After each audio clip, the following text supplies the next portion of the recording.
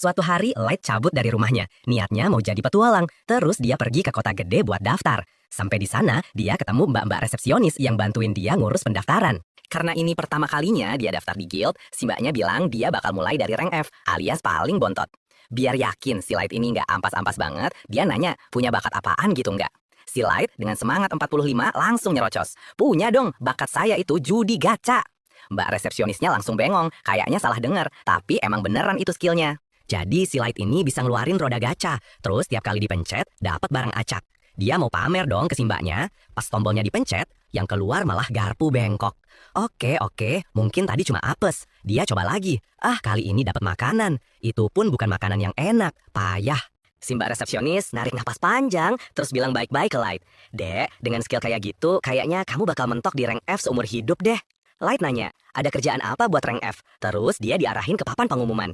Masalahnya, selain nggak berguna, dia juga buta huruf karena nggak pernah sekolah.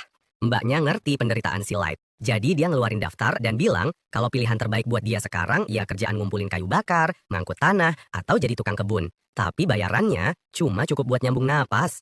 Dengar itu, si Light malah bilang, nggak apa-apa, saya mau. Jadilah sore itu, dia kerja rodi sekuat tenaga.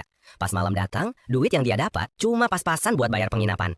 Sialnya, pas lagi jalan, segerombolan manusia setengah binatang lewat dan langsung ngincer Light buat dipalak.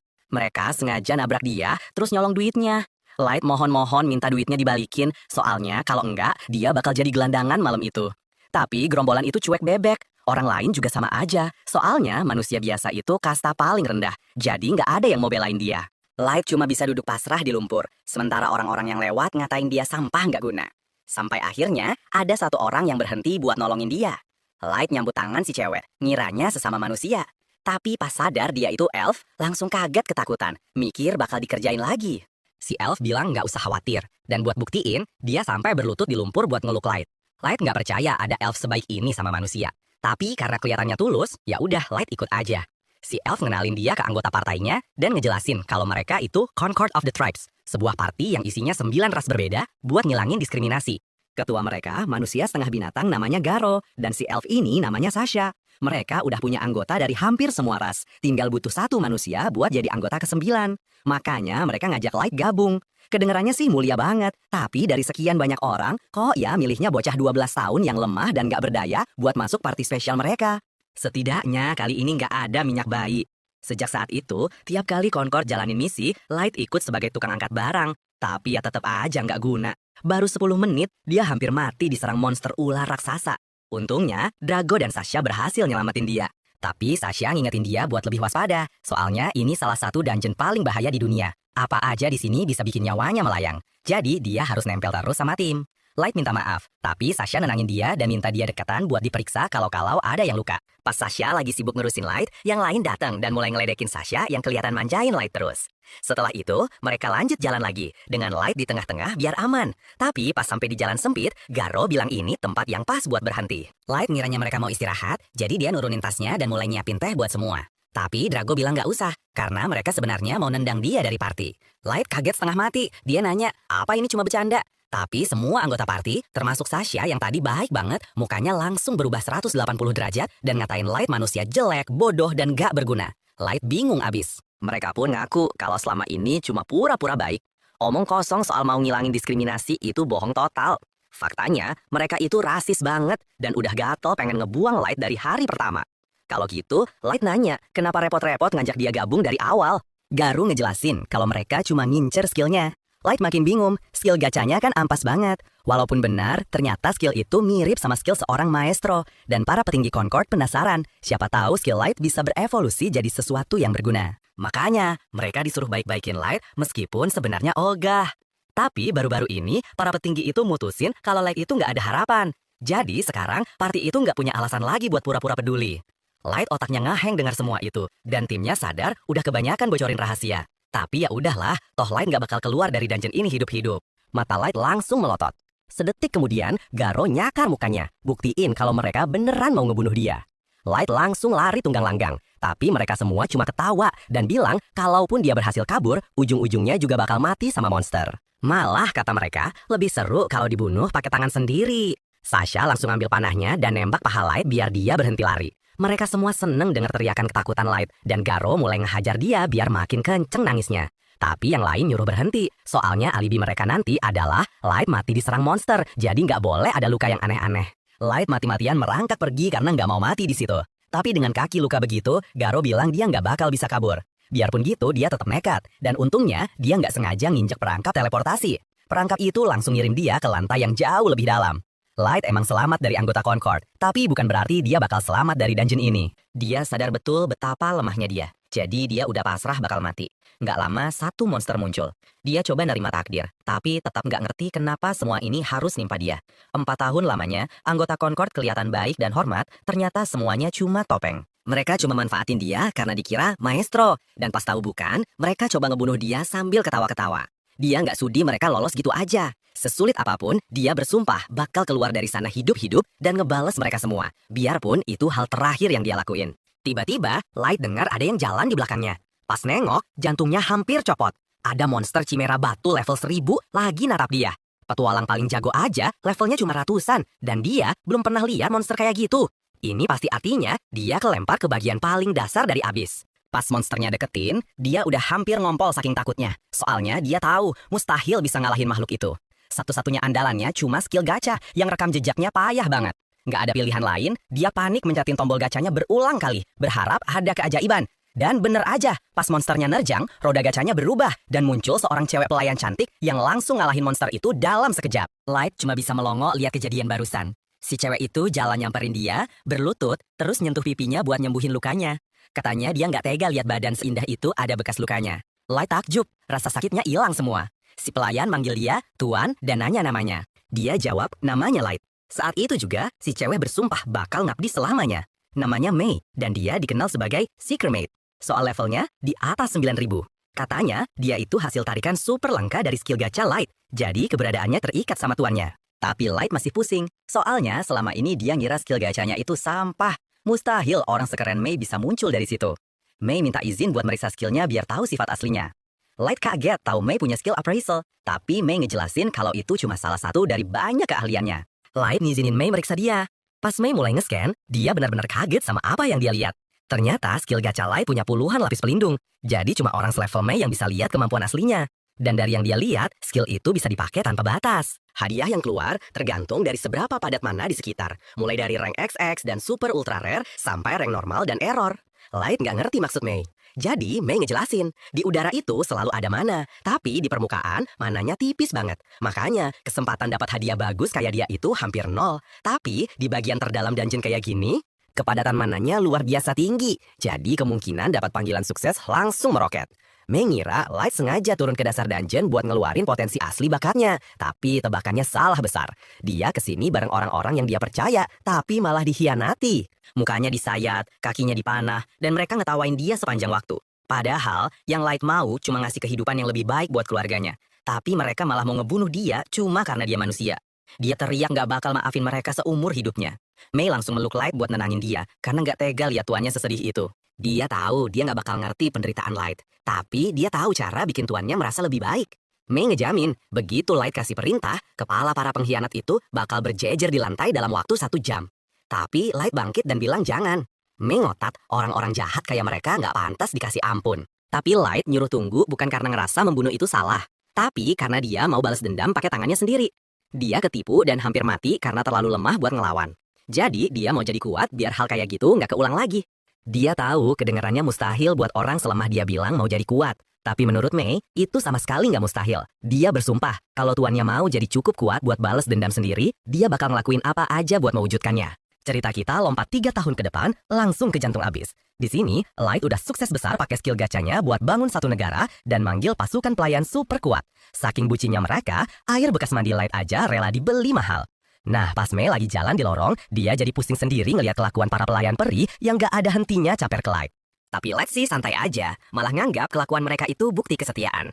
Keduanya lantas jalan-jalan ke kota buat nyapa warga, yang ternyata semuanya cinta dan hormat banget sama Light. Malah ada yang nyeletuk kalau stok cemilan manis bulanan mulai menipis, dan Light langsung janji bakal segera ngurusin. Dia curiga ini masalah distribusi, soalnya populasi kota udah meledak dibanding 3 tahun lalu, jadi pasokan juga harus disesuaikan. Sambil jalan, Light iseng nanya ke Mei, para pelayan elit kita yang lain lagi pada ngapain ya?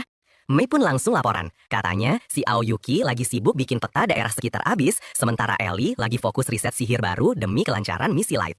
Dengar itu, Light jadi terharu, seneng banget semua orang totalitas ngebantuin dia. Tapi karena Mei nggak nyebut-nyebut soal Nazuna, Light jadi penasaran sendiri cewek itu lagi ngapain. Mei ngejelasin kalau Nazuna tugasnya cuma patroli di dalam istana. Bukan karena butuh pengamanan ekstra, tapi lebih karena Nazuna itu otaknya agak kurang encer buat tugas lain selain berantem. Di sisi lain, kita lihat Nazuna lagi jalan-jalan santai di lorong istana. Ceria banget kayak nggak punya beban hidup. Selama dia nggak bikin onar, biasanya sih dia dibiarin aja ngelakuin apapun sesuka hatinya. Nah, sekarang giliran Light buat latihan rutin hariannya. Dia pun pergi nemuin salah satu pelayan elitnya, Jack. Meskipun udah punya banyak bawahan kuat yang bisa ngelindungin dia, Light tetap pengen jadi kuat biar bisa nanganin masalah sendiri. Makanya dia sering banget latihan tanding sama Jack. Dan setelah 3 tahun, kemampuannya udah setara. Bisa saling jual beli pukulan. Di istana, Nazuna masih aja keluyuran gak jelas, sampai akhirnya papasan sama beberapa pelayan yang lagi piket bersih-bersih. Dengan gaya sok penting, Nazuna bilang dia lagi sibuk menjalankan misi patroli. Para pelayan langsung kompak muji-muji, bilang kalau kerjaannya keren banget. Padahal, itu cuma modus biar Nazuna senang dan mau dimintain tolong. Taktik mereka berhasil. Pas Nazuna udah berbunga-bunga, mereka langsung bilang ada area khusus yang butuh dipatroli. Dan tanpa pikir 2 kali, Nazuna langsung setuju. Beberapa menit kemudian, Nazuna udah ada di depan kamar Light dan ngetuk pintu. Yang bikin kaget, ternyata Mei yang buka. Mei langsung nanya, Nazuna ngapain di situ? Dan dengan bangganya Nazuna ngejawab, lagi patroli dong. Secara teknis sih nggak salah. Terus Nazuna jadi mikir, ngapain juga Mei ada di kamar Light? Bukannya Light harusnya lagi latihan sama Jack. Mei langsung panik cari alasan. Bilang kalau dia lagi beresin kamar Light selagi tuannya pergi. Tapi pas Mei lagi ngomong, Nazuna berhasil nyelonong masuk dan kondisi kamarnya sama sekali nggak kelihatan kayak habis dibersihin. Kalau Nazuna boleh nebak, kayaknya barusan Mei lagi asyik guling-gulingan di kasur sambil ngendusin bantalnya Light. Saking paniknya, Mei ngeles kalau itu adalah bagian dari teknik khusus merapikan tempat tidur miliknya. Ajaibnya, Nazuna sama sekali nggak curiga betapa anehnya alasan itu. Dia malah muji-muji Mei, bilang kerjaannya bagus banget. Ngomongin soal kerjaan, Nazuna akhirnya ingat kalau para pelayan peri tadi nitip pesan buat Mei. Intinya, mereka udah muak Mei monopoli kamar Light sendirian. Soalnya mereka juga pengen ikutan ngendusin. Maksudnya, ngebersihin barang-barangnya Light juga. Nazuna sih nggak ngerti apa yang diributin, tapi Mei paham banget maksud pesan itu. Akhirnya, Mei ngasih Nazuna sedikit uang jajan sebagai upah, terus nyuruh dia pergi. Setelah tugasnya kelar, Nazuna langsung mampir ke toko kue buat beli cemilan pakai uang dari Mei. Pas lagi santai di teras, dia kebetulan ketemu sama Aoyuki. Nazuna kaget ngeliat Aoyuki di situ, karena setaunya Aoyuki lagi tugas pengintaian di luar.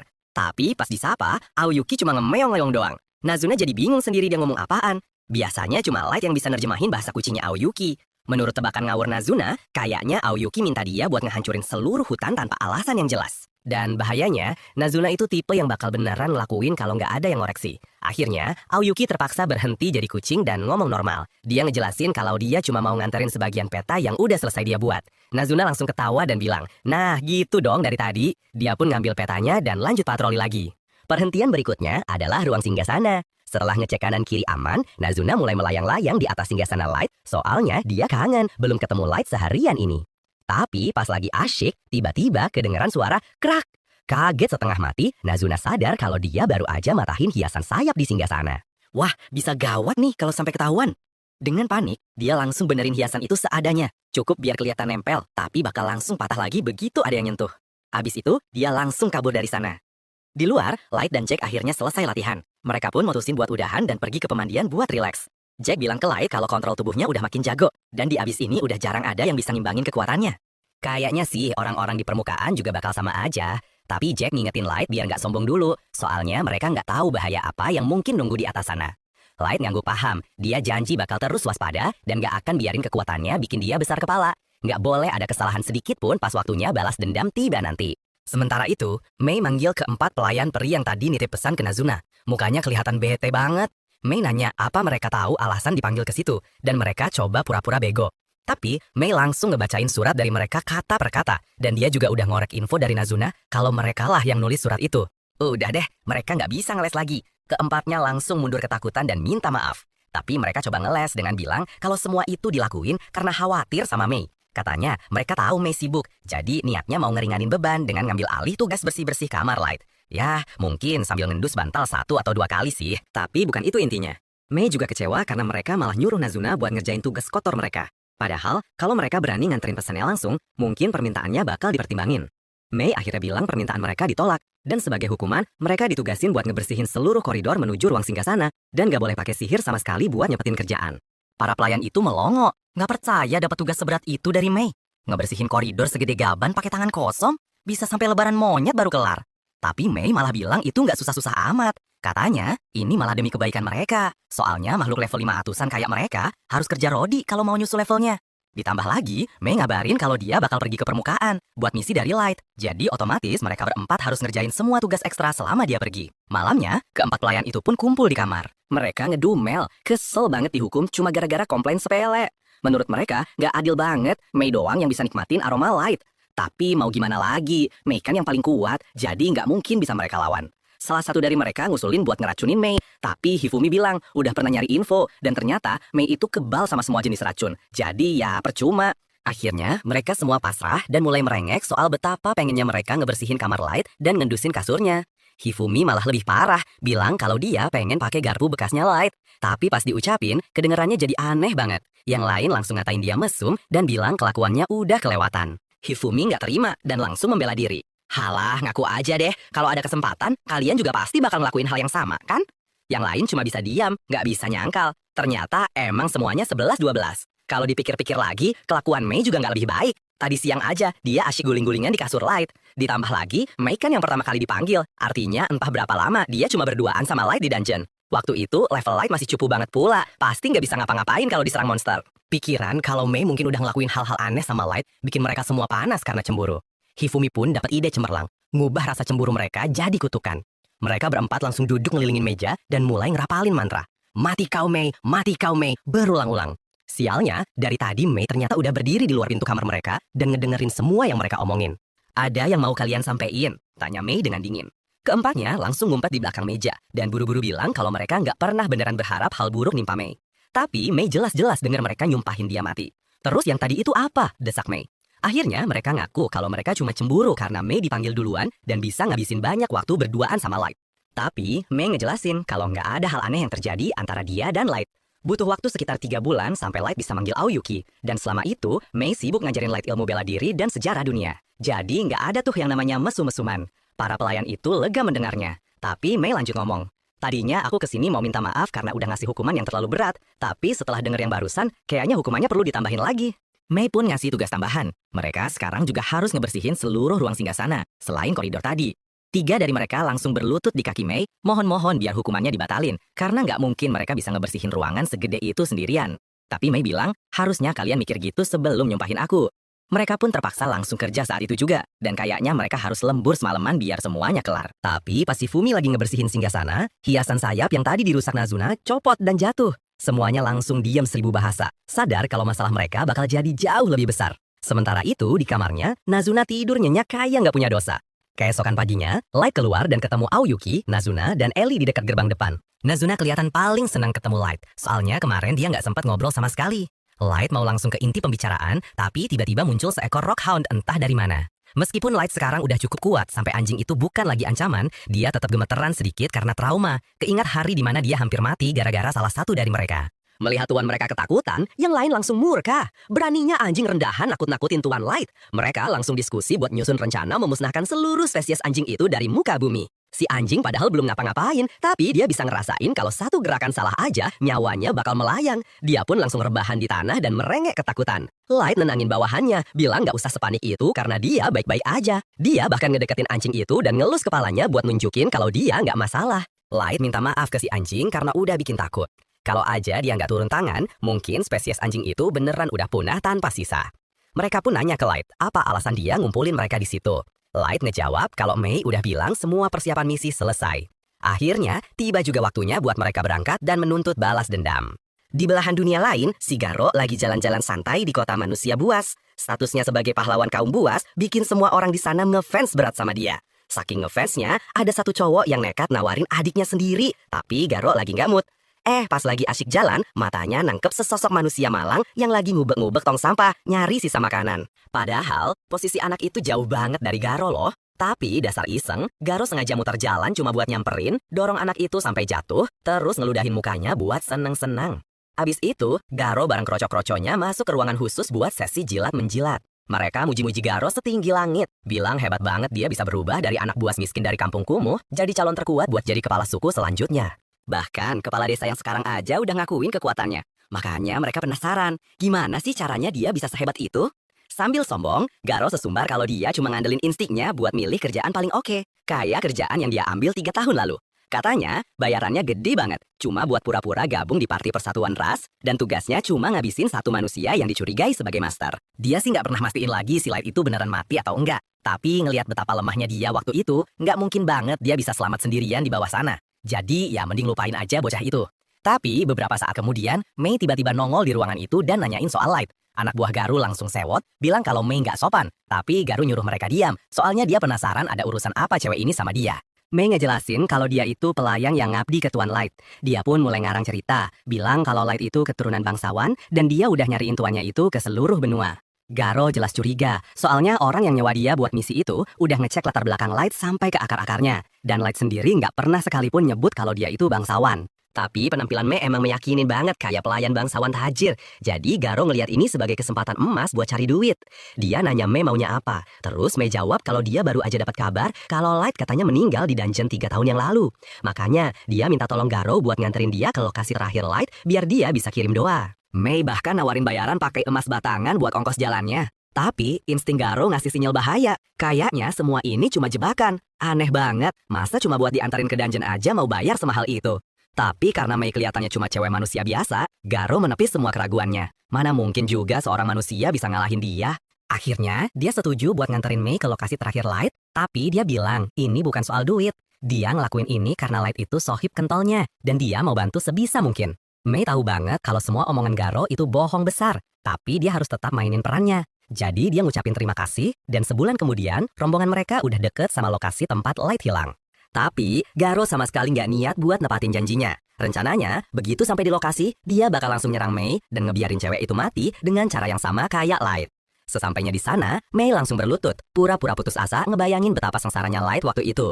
Sementara itu, Garo mulai ngarang cerita kalau Light diserang monster, terus jatuh ke perangkap teleportasi sebelum ada yang sempat nolongin. Sambil Garo ngomong, beberapa anak buahnya mulai nutupin jalan keluar, biar Mei nggak bisa kabur pas mereka serang nanti. Mereka udah siap-siap mau nerjang Mei, tapi tiba-tiba Mei nyeletuk. Coba aja dari awal aku ada di sisi Tuan Light. Pasti dia nggak bakal dikhianati sama sampah-sampah kayak kalian. Begitu dengar itu, Garu langsung panik dan mundur. Soalnya, yang tahu kejadian sebenarnya di sini cuma anggota partinya sama para petinggi. Dia ngebentak Mei, nanya dari mana dia tahu soal itu, dan nuduh Mei sebagai mata-mata dari ras lain. Tapi, Mei malah ngerasa terhina dituduh begitu. Dia bilang, dia itu selamanya adalah pelayan yang berbakti sepenuh hati buat Tuan Light. Jadi, kalau Garo berani-beraninya nganggap dia yang lain, itu sama aja cari mati. Garo ngerasain aura mengerikan dari Mei, dan meskipun dia cuma manusia, instingnya teriak-teriak nyuruh dia buat kabur dari sana secepat mungkin. Tapi pas Mei udah hampir aja lepas kendali dan bikin tembok di sana berlumuran darah manusia buas, Light muncul dan nyuruh dia berhenti. Katanya, Garo itu mangsa bagian dia. Garo dan anak buahnya kaget bukan main, soalnya mereka sama sekali nggak dengar suara langkah Light. Garo nggak percaya sama apa yang dia lihat. Dia nggak pernah kepikiran sedikit pun kalau Light bisa selamat. Dengan santainya, Light bilang kalau dia balik lagi buat balas dendam. Si Garo malah ngakak, soalnya menurut dia lucu banget ada manusia level 15 kayak Light yang nekat mau balas dendam ke dia yang levelnya udah 150. Garo sih nggak habis pikir gimana caranya Light bisa selamat, tapi dia yakin banget kalau berhasil ngebunuh Light sekarang juga, jabatan kepala suku bakal langsung ada di tangan. Light menghela napas, terus nanya apa Garo beneran nggak mau nanya dulu, gimana caranya dia bisa hidup sebelum main kekerasan. Tapi Garo cuek aja, dia nganggap Light cuma beruntung diselamatin sama Mei setelah ketiban sial kena teleportasi. Yang mana tebakannya itu emang bener 100%. Garo langsung nyuruh anak buahnya buat nyerang Light, dan 2 orang langsung maju buat nebas. Tapi sebelum mereka sempat dekat, kepala mereka tiba-tiba udah cerai dari badannya gara-gara ditebas Mei. Anak buah Garo yang tersisa bahkan gak bisa ngikutin gerakan Mei saking cepatnya, jadi mereka mulai panik. Tapi Garo nyuruh mereka tenang, soalnya dia yakin itu tadi cuma kebetulan. Sementara itu, Light ngucapin makasih ke Mei karena udah inisiatif ngelindungin dia. Tapi dia bilang, dari sini biar dia yang urus sendiri. Dia cuma minta Mei buat jagain pintu keluar dan mastiin gak ada satupun yang kabur. Garo teriak ke anak buahnya, bilang gak usah takut, masa mereka kalah sama 2 manusia rendahan? Tapi, Light udah mulai enek dengerin Garo ngoceh terus soal rasnya yang lebih hebat dari manusia. Padahal kenyataannya dialah yang lemah di sini. Garo nggak percaya sedikit pun, soalnya udah jadi rahasia umum kalau semua manusia itu lemah dan punya mana yang kecil dibanding ras lain. Jadi, nggak mungkin banget mereka lebih lemah dari Light. Kalau kamu emang seyakin itu, kata Light, coba jelasin kenapa kepala 2 anak buahmu itu udah gelindingan di lantai kalau kalian semua lebih kuat dariku. Tapi Garo cuma nganggap itu sebagai kesalahan konyol. Dia dan gerombolannya langsung maju ngeroyok Light. Light dengan tenangnya cuma merem, terus ngeladenin mereka semua sambil cengenges, hampir nggak gerak sama sekali. Garo langsung terkapar di tanah dengan mata melotot, soalnya dia baru aja kena serangan paling telak seumur hidupnya, dan dia bahkan nggak lihat serangan itu datang. Light berdiri di depannya dan nanya, cuma segini doang kemampuan terbaik dari ras unggulanmu itu? Tapi Garu nggak terima diremehin sama Light. Dia pun ngeluarin kartu asnya, ngebanting kalung ke tanah, dan manggil Fenrir level 500 buat ngabisin Light. Dengan bangganya dia teriak kalau ini adalah akhir dari riwayat Light. Tapi Light malah bilang kalau level 500 itu masih terlalu cupu buat jadi lawannya. Garu mikir Light pasti udah gila karena ketakutan. Nggak mungkin banget dia bisa ngalahin Fenrir sendirian. Dia nyuruh Light buat berlutut dan memohon ampun kalau mau mati tanpa rasa sakit. Light lihat kalau perbedaan kekuatan mereka belum juga masuk ke otaknya Garu. Jadi dia taruh tongkatnya ke samping dan bilang ke Garu kalau dia nggak bakal gerak dari tempatnya berdiri. Jadi Garu bebas nyerang pakai jurus andalannya. Garu masih yakin kalau Light cuma ngegertak. Dia langsung ngumpulin energi buat serangan Howling Beast Blast dari Fenrirnya dan nembakin energi yang cukup buat ngancurin benteng kecil ke arah Light. Tapi pas debunya udah hilang, Light masih berdiri tegak di tempatnya, tanpa luka sedikit pun. Dia bilang agak memalukan juga Garo sesumbar soal serangan yang ternyata nggak ada apa-apanya. Light juga ngerasa aneh kenapa Garo terus-terusan manggil monsternya itu Fenrir, padahal kekuatannya paling banter cuma setara anak anjing Fenrir. Dia lalu ngeluarin kartu summon dan bilang bakal nunjukin ke Garo wujud Fenrir yang sebenarnya, sebelum akhirnya dia manggil Dewa Serigala. Ini adalah Fenrir level 9000, jauh melampaui apapun yang pernah Garo lihat seumur hidupnya. Dan setelah Light nyuruh dia buat ngurusin monster panggilan Garo, Fenrir itu cuma niupin sedikit udara ke arah serigala Garo, dan tiba-tiba serigala itu langsung beku jadi es balok. Ngeliat Light dengan santainya ngeluarin serigala yang bisa ngalahin monsternya tanpa perlawanan, akhirnya bikin Garo sadar betapa gawat posisinya. Tapi Light bilang, Dewa Serigala itu cuma buat pamer doang, karena kalau dia mau, dia bisa ngurusin monster Garo sendirian. Biar perbedaan kekuatan mereka makin jelas, Light langsung nampilin layar statusnya ke Garu, nunjukin kalau level dia sekarang udah 9.999. Garu langsung gemetaran ketakutan, soalnya dia baru tahu ada level setinggi itu. Dia jadi mikir, jangan-jangan Light yang ini cuma ngaku-ngaku doang. Tapi mau ini Light asli atau bukan juga udah nggak penting lagi. Soalnya dengan kondisi begini, dia udah pasti bakal dibunuh sama Garo. Dia langsung ngebuang senjatanya, ngebuang harga dirinya, dan mulai memohon-mohon ke Light biar nyawanya diampuni. Dia bilang dia cuma ngikutin perintah dari negaranya. Kalau enggak, dia nggak bakal pernah ngekhianatin Light. Dia pun mendongak, berharap Light bakal kasihan sama dia.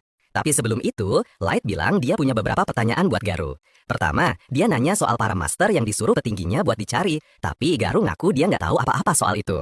Terus, Light nanya lagi, kenapa para petinggi itu nyuruh Garu dan yang lain buat ngebunuh dia setelah mereka mastiin kalau Light bukan seorang master. Tapi Garu beneran nggak punya informasi apa-apa. Dia cuma ngelakuin apa yang disuruh. Light lalu nanya ke sisa manusia buas yang lain, apa mereka tahu soal para master. Mereka semua bohong dan ngaku tahu, dengan harapan Light bakal ngampunin mereka. Tapi sedetik kemudian, Mei langsung nebas mereka semua sampai hancur karena berani-beraninya ngomong bohong di depan Tuan Light. Light lalu balik lagi ke Garo dan bilang dia punya satu pertanyaan terakhir. Tapi kalau Garo kepikiran buat bohong, dia harus tahu kalau mata penghakiman milik Mei bisa ngebaca kejujuran. Dan akibatnya bakal parah banget kalau sampai Mei tahu dia bohong. Karena insting Garo itu tajam banget, Light nanya ke dia, menurutnya mungkin nggak kalau dia mau menang perang ngelawan negara-negara di permukaan. Dalam kondisinya yang sekarang, Garo ragu-ragu. Tapi akhirnya dia jawab, kalau kekuatan Light yang luar biasa itu pasti bakal ngasih keuntungan di awal perang. Tapi pada akhirnya dia bakal kalah. Soalnya, dia tetap cuma satu orang. Jadi, buat menangin perang lawan negara-negara yang punya tentara, senjata, dan item yang jumlahnya tak terhingga itu hampir mustahil. Garu mikir Light bakal kesal sama jawabannya. Tapi Light tahu kalau Garu ngomong jujur. Dan dia emang udah ngira begitu. Tapi dia bilang, ada sesuatu yang mau dia tunjukin ke Garu. Dia pun ngeluarin kartu teleportasi dan mindahin Garu sama Mei ke ruang singgasananya. Garu langsung nutupin kepalanya ketakutan, nggak tahu apa yang direncanain Light buat dia. Tapi pas dia buka mata, dia langsung bengong ngelihat pasukan Light yang megah luar biasa. Light jalan ke singgasananya, dan begitu sampai, dia nyuruh semua bawahannya buat nampilin level mereka biar Garo bisa lihat sendiri betapa kuatnya mereka. Garo ngeri setengah mati pas tahu kalau sebagian besar pasukan Light itu levelnya di atas 5000, dan yang paling lemah sekalipun levelnya masih 1500. Sekarang, setelah Garo lihat kekuatan militer Light yang sebenarnya, Light nanya lagi, mungkin nggak aku menang perang lawan permukaan dengan pasukan kayak gini? Raut muka Garo udah ngejawab semuanya. Sekarang, setelah dapat konfirmasi kalau dia bisa menang, sebagai hadiah, Light bilang dia bakal maafin Garo atas semua penderitaan yang udah dia sebabkan dulu. Tapi bohong, Light bilang dia bakal bikin Garo ngerasain penderitaan tiada akhir yang bakal bikin dia memohon-mohon buat mati. Dan Garo tahu dia nggak bisa berbuat apa-apa, karena saat ini Light itu udah kayak dewa kehancuran. Keesokan harinya, Light kembali ke kampung halamannya buat mencari keluarganya dan membawa mereka ke kota dungeon miliknya. Tapi sialnya, setibanya di sana, yang ia temukan hanyalah tumpukan puing dan daging yang membusuk. Rupanya, desa itu telah dihancurkan sekitar 6 bulan yang lalu oleh kekuatan tak dikenal dan tak ada seorang pun yang selamat. Light mencari-cari mayat di seluruh desa supaya bisa mengadakan pemakaman yang layak untuk mereka. Betapa leganya dia saat tidak menemukan mayat adik-adiknya. Jadi, dia yakin mereka pasti masih hidup di luar sana. Namun, orang tuanya tidak seberuntung itu. Gold bertanya apakah Light baik-baik saja, karena ini pasti berat banget untuknya. Tapi Light bilang dia akan baik-baik saja. Untuk saat ini, mereka harus fokus pada misi yang ada. Jadi, mereka meminta Gold dan Nemo untuk membantu mengumpulkan informasi sebanyak mungkin. Meskipun mereka sekarang tahu kalau kekuatan militer mereka cukup kuat untuk melawan kekuatan dunia, akan bodoh kalau langsung maju perang begitu saja. Makanya, dia ingin mencari tahu detail lebih lanjut mengenai kekuatan setiap negara.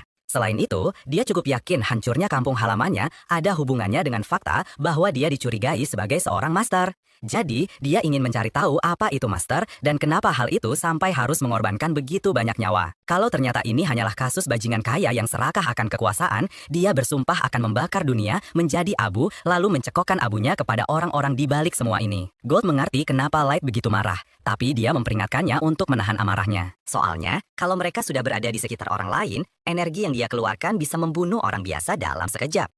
Light meminta maaf atas kelalaiannya dan mengeluarkan sebuah item bernama Topeng Si Bodoh untuk menekan energinya dan menyembunyikan identitasnya. Dia kemudian mengucapkan selamat tinggal pada makam ibu dan ayahnya, sambil meminta maaf karena tidak bisa menyelamatkan mereka. Dia, Nemo, dan Gold kemudian mulai terbang menuju kota Dagas. Tapi Nemo penasaran, soalnya dia tidak tahu apa yang akan dilakukan Light setibanya di sana. Tiba-tiba, Gold memberitahu Nemo bahwa dia harus berhati-hati dalam memanggil tuan mereka saat berada di permukaan. Light pun menjelaskan kalau memanggilnya dengan nama asli bisa membuat orang-orang di balik penaklukan itu waspada. Jadi sebagai gantinya, dia berencana menggunakan nama Dark selama misi. Nemo bilang dia mengerti dan bertanya apa rencana Light di Dagas. Light memberitahunya bahwa dia akan mendaftar sebagai petualang dengan nama Dark. Seiring naiknya peringkat, dia akan bisa mengumpulkan lebih banyak informasi dari para petinggi guild. Tak lama kemudian, Nemo melihat kota Dagas di kejauhan.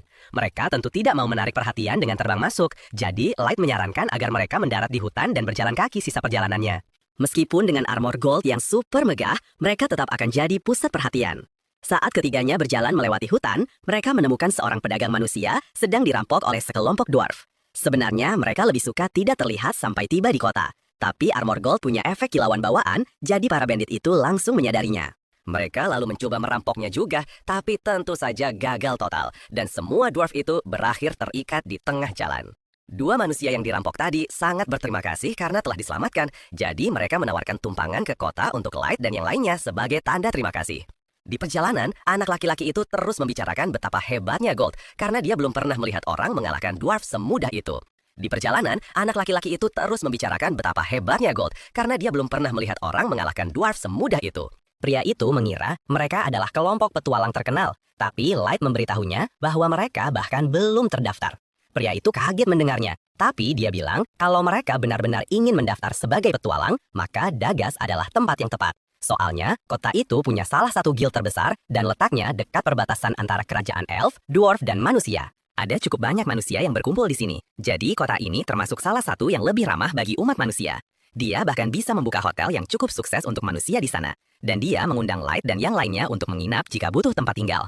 Beberapa saat kemudian, mereka tiba di Dagas. Light dan yang lainnya meminta kolonel untuk menurunkan mereka di dekat gerbang kota karena mereka ingin berjalan kaki. Bagi Gold dan Nemo, ini adalah pertama kalinya mereka melihat kota di permukaan. Mereka sadar ada banyak sekali toko yang menjual armor dan senjata. Tapi Light bilang, itu karena ada banyak petualang di sini. Belum lagi kerajaan dwarf juga dekat, dan mereka memang ahlinya dalam hal pandai besi. Jadi tentu saja mereka akan menjual barang-barang mereka di sini. Begitu rombongan tiba di guild, Nemo memperhatikan bahwa semua manusia tampak menghindar setiap kali ada seseorang dari ras lain lewat.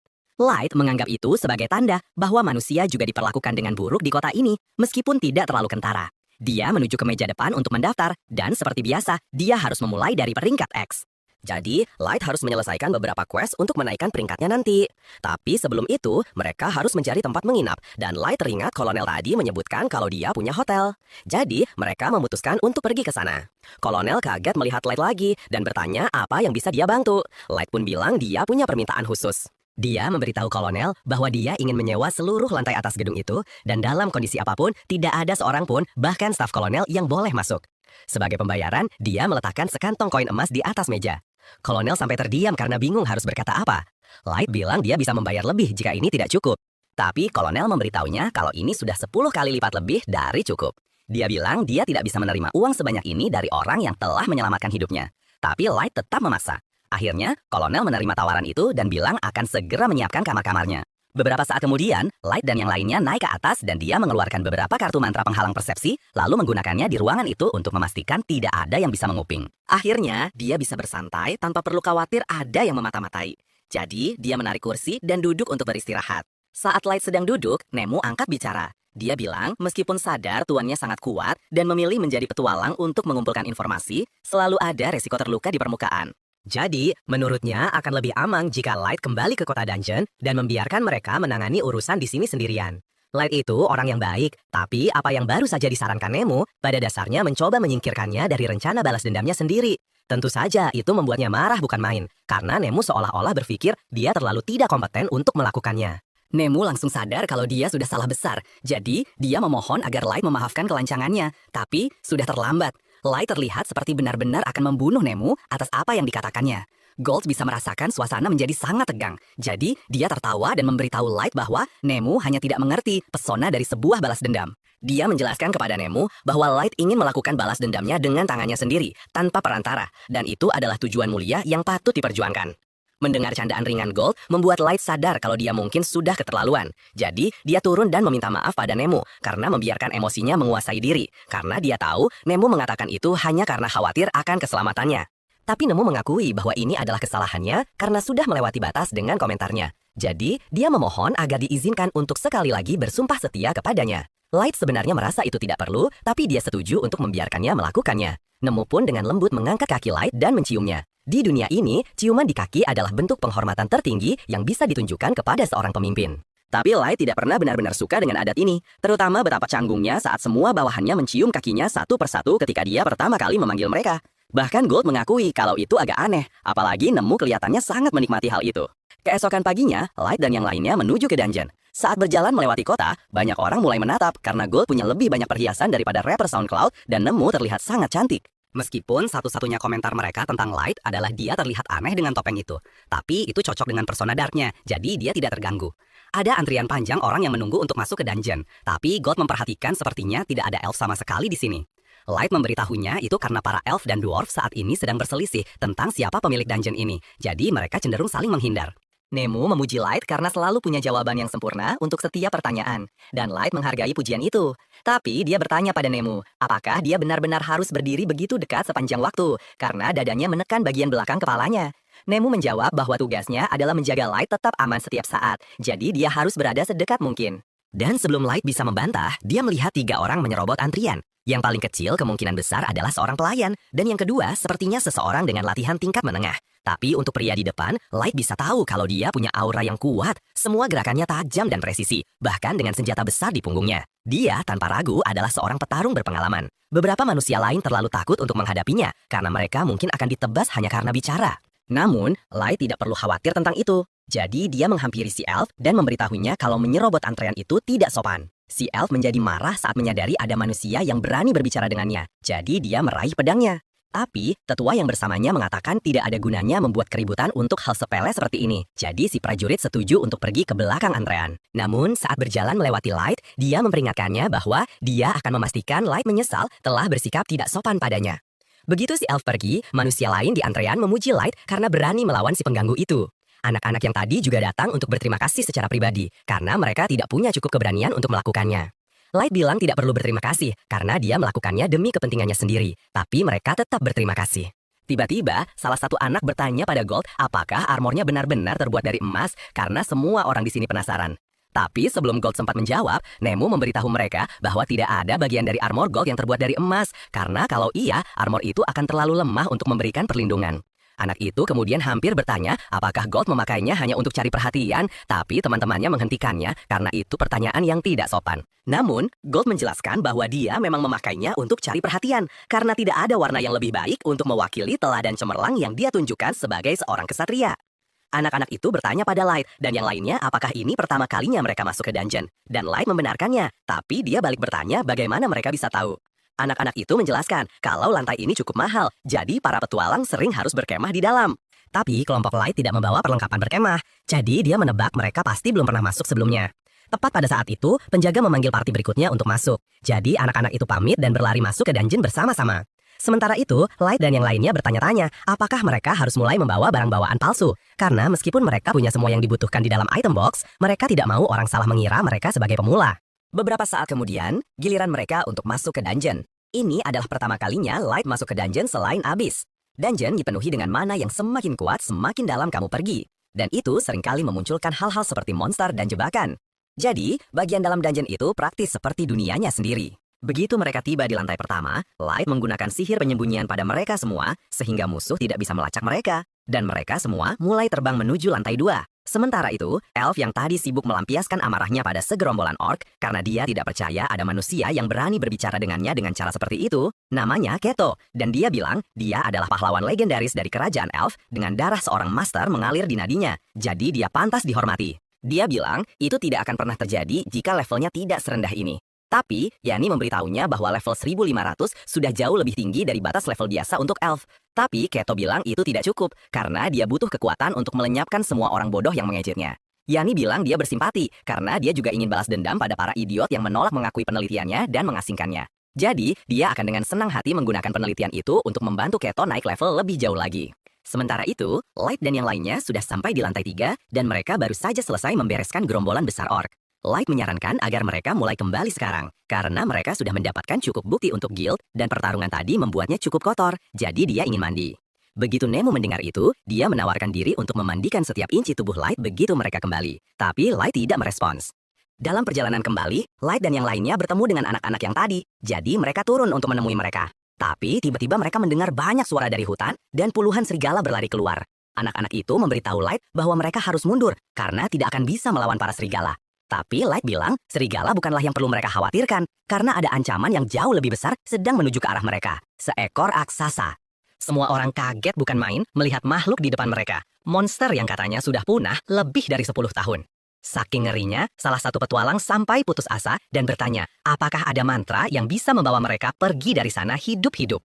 Anehnya, Light malah tetap tenang dan tiba-tiba bertanya, apakah dia boleh memiliki monster itu. Anak laki-laki di sebelahnya kebingungan, tidak mengerti apa maksud Light. Rasanya gila sekali memikirkan untuk menangkap makhluk seperti itu.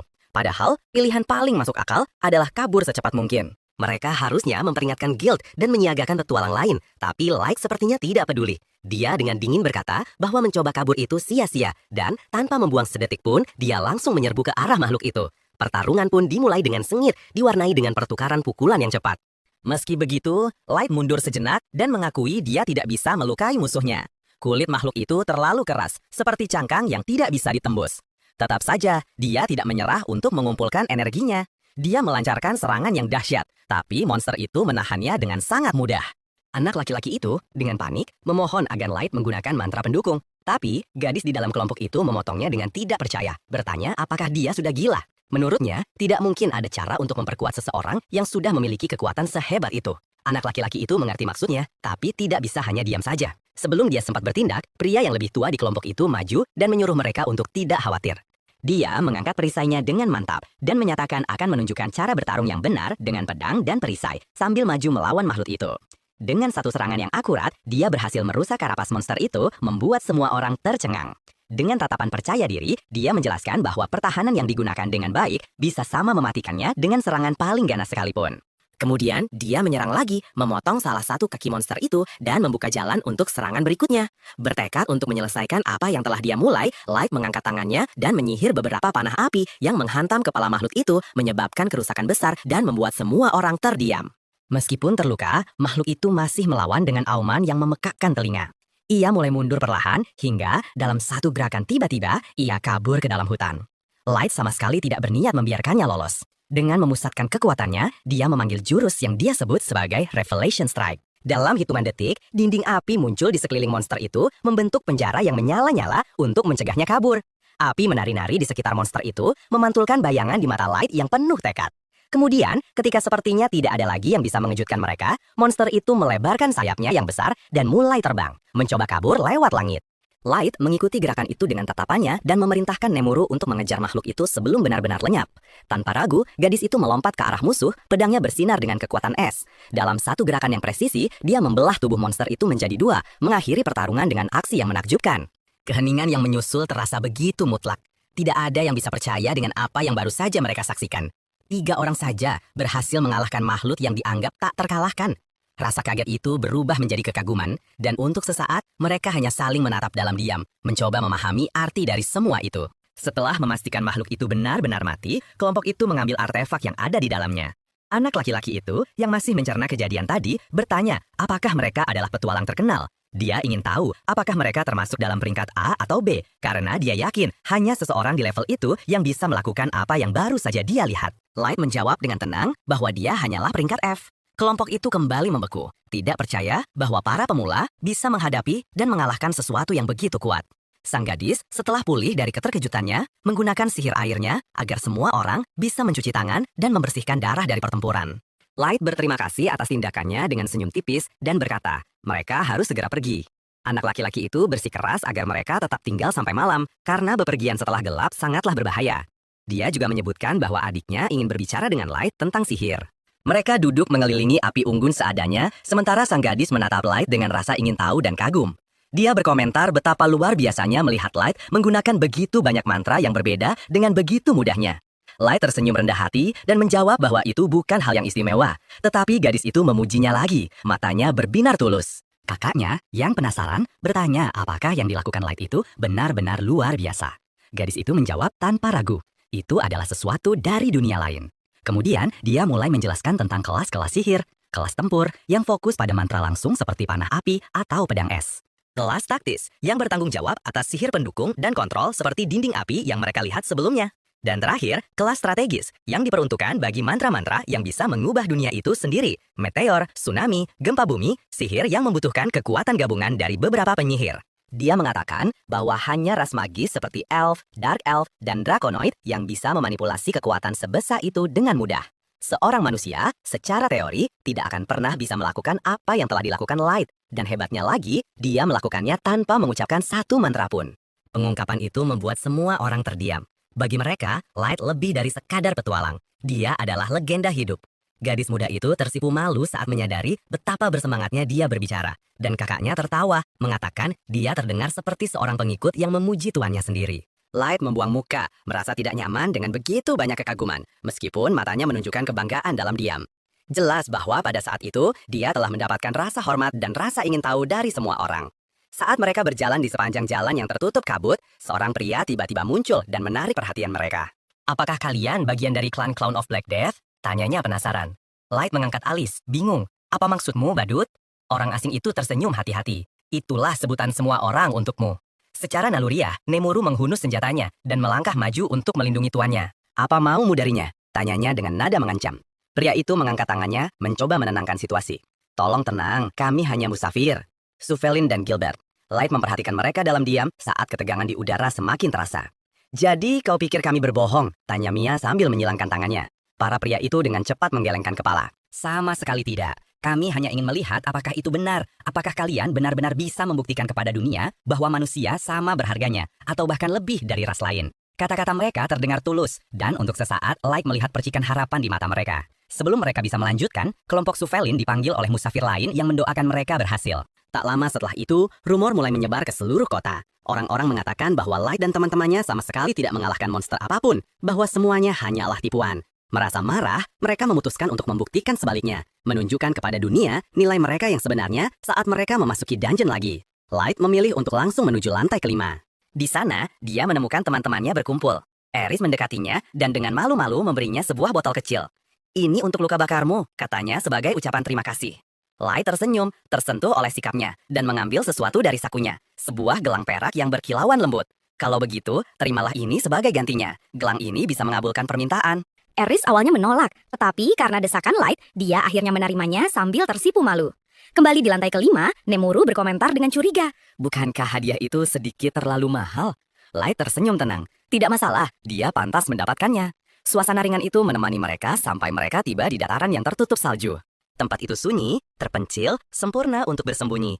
Senang bisa kembali ke sini, kata Light sambil menatap Cakrawala. Setelah mengatur semuanya, dia menyuruh kelompoknya berburu dan kembali ke guild. Para gadisnya sudah menunggunya sejak pagi. Semua berjalan lancar, katanya. Aku bertemu orang-orang baik di luar sana. Ketika dia bertanya tentang langkah selanjutnya, jawabannya adalah persiapan hampir selesai. Lakukan apapun yang diperlukan, perintahnya. Mei tetap mengelola abis. Ayuki lanjutkan menjelajahi hutan perawan. Nazuna, dia berhenti sejenak, tersenyum dengan sedikit ironi. Kau tahu, kau tidak pandai dalam tugas-tugas rumit. Urus fasilitas sampai aku kembali. Nazuna mengangguk, sedikit malu.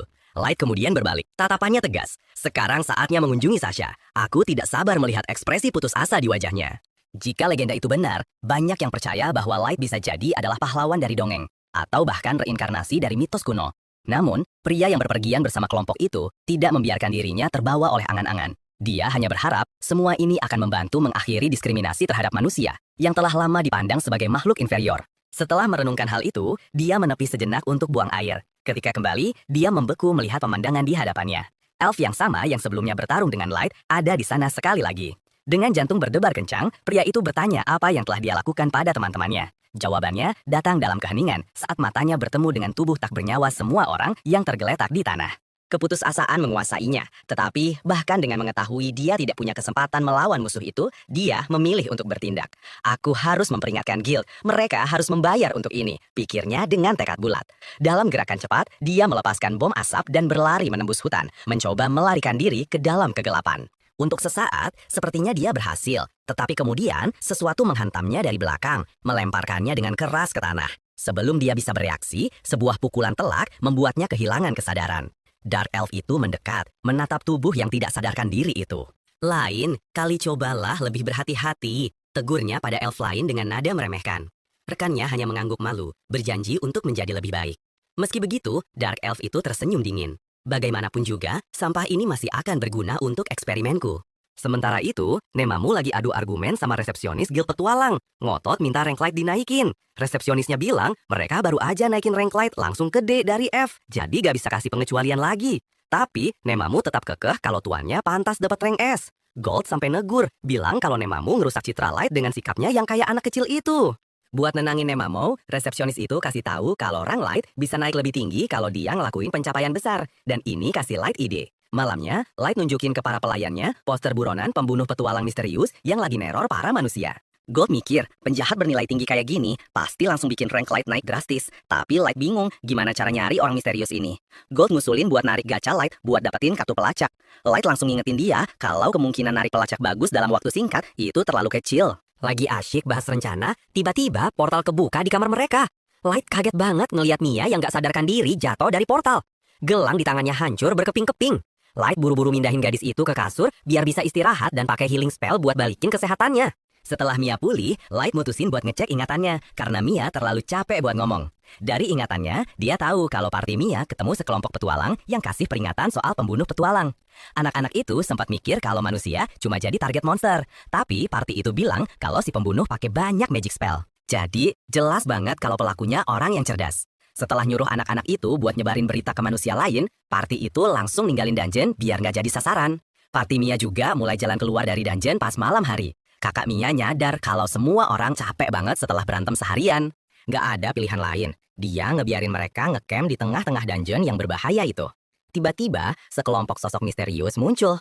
Di antara mereka, Yanak nanya ke anak-anak itu kenapa mereka masih di luar selarut ini. Anak-anak itu ngenalin kelompok Yanak, jadi mereka nggak ngerasa ada bahaya sama sekali. Karena khawatir sama keselamatan mereka, anak-anak itu mutusin buat ngasih peringatan soal pembunuh petualang misterius. Pas kakak Mia kasih tahu soal pembunuh itu, mereka berterima kasih buat peringatan baiknya. Ngeliat reaksi ramah mereka, anak-anak itu ngerasa aman di dekat para elf ini. Tapi, tiba-tiba Kaido nyeletuk kalau seharusnya dia nutupin aksinya. Dan ini bikin anak-anak kaget. Dua elf itu mulai ngeluh soal informasi mereka yang nyebar keluar. Anak-anak itu bingung apa yang terjadi. Mendadak suara Yanak berubah dingin dan Kaido narik pedangnya, nunjukin kalau dia adalah pembunuh petualang itu. Darah anak-anak itu langsung dingin. Para cowok nyuruh Mia buat lari, sementara mereka nahan para elf. Ngeliat keberanian kakak Mia, Kaido jadi murka. Pas kakak Mia nyerang dia, Kaido langsung nebas perut anak laki-laki muda itu tanpa ampun. Mia langsung teriak histeris karena kematian kakaknya. Lalu dua anak laki-laki lainnya coba nahan Kaido, tapi dia nebas mereka juga. Ngeliat teman-temannya luka parah, Mia cuma bisa terpaku di tempat. Tapi, anak-anak yang terluka itu bangkit lagi dan coba berjuang buat ngelindungin Mia. Ngelihat teman-temannya yang tersisa bergegas menuju kematian, Mia teriak minta mereka berhenti. Tapi mereka gak peduliin tangisannya. Mereka terus maju, tapi Kaido dengan kejam nebas mereka. Padahal Yanak udah ngasih peringatan. Ketika kedua anak itu tewas, Yanak langsung marahin Kaido karena ngebunuh subjek percobaannya. Kaido mencibir, bilang kalau dia nggak pernah berencana buat nyisain siapapun yang berani melawan buat hidupnya. Yanak masih kesel sama tindakan Kaido yang sembrono. Jadi Kaido ngingetin dia kalau dia masih nyisain Mia hidup-hidup. Dia pun balik ke gadis itu dan bilang ke Yanak kalau Yanak bisa bersenang-senang sama Mia. Tapi Yanak jijik banget sama kelakuan Kaido dan ninggalin dia sendirian buat menikmati fantasi bengkoknya. Pas Kaido siap buat melecehkan gadis malang itu, Mia nyuruh Kaido buat menjauh darinya. Tapi si elf narsis itu malah mikir dia lagi ngasih kebaikan ke Mia. Berpikir kalau manusia rendahan kayak Mia nggak pantas dapat kebaikannya. Kaido mulai ngecek Mia dan nyuruh Mia buat berterima kasih. Gadis yang ketakutan itu udah pasrah sama takdirnya. Tapi tiba-tiba suara lemah kakaknya terdengar. Kaido yang kaget noleh ke belakang dan lihat kalau kakak Mia entah gimana selamat dari tebasan mematikan itu. Kemampuannya buat bertahan hidup selama itu bikin Yanak tertarik. Jadi, Yanak bilang ke Kaido kalau dia mau anak laki-laki itu buat penelitiannya. Walaupun Kaido kesel, dia setuju buat ngebiarin anak itu hidup. Sementara itu, kakak Mia coba meyakinkan adiknya buat kabur untuk yang terakhir kalinya. Mia nangis ngeliat kakaknya mengorbankan diri. Akhirnya, Mia bangun buat lari. Dan Yanak nyuruh Kaido buat nangkap targetnya, sambil ngedumel kalau dia gak suka sama perintah itu. Kaido siap buat nangkap Mia, tapi kakak Mia coba nyerang dia. Pas Kaido ngehirauin serangan lemah itu, Yanak ngingetin dia kalau dia butuh kedua bersaudara itu hidup-hidup. Kaido ngangguk, mikir kalau susah banget buat nangkap target yang bergerak. Tapi, kakak Mia mulai bergumam soal battle strategis, yang bikin si elf bingung. Sambil ingat saran Gold buat pakai shield dan sword barengan, kakak Mia mutusin buat gabungin serangan dan pertahanannya.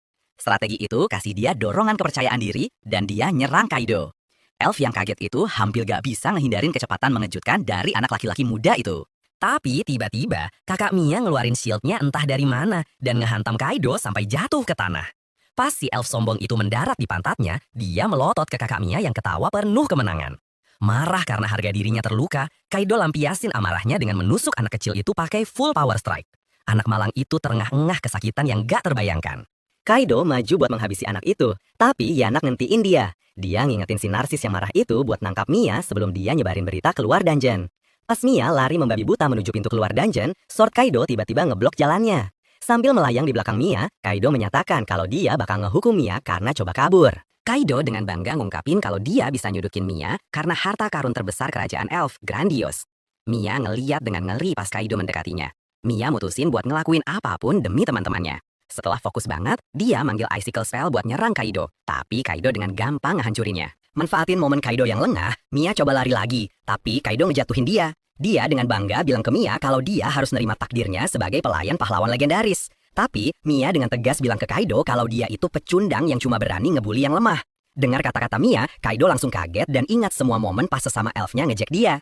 Karena Kaido bertingkah menyebalkan di sekitar mereka, semua orang membencinya dan menyebutnya si pengganggu yang naik ke puncak menggunakan statusnya. Sementara Kaido mengingat kenangan menyakitkan itu, Mia terus memanggilnya sampah tak bertulang, yang makin membuatnya marah.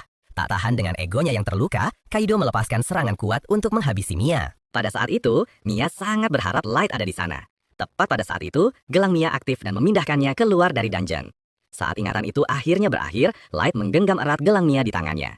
Gold dan Emamoru bertanya apa yang harus mereka lakukan selanjutnya. Dan Light dengan tenang menyuruh mereka untuk kembali bergerak ke dalam dungeon. Sementara itu, Yanak selesai menyembuhkan saudara laki-laki Mia.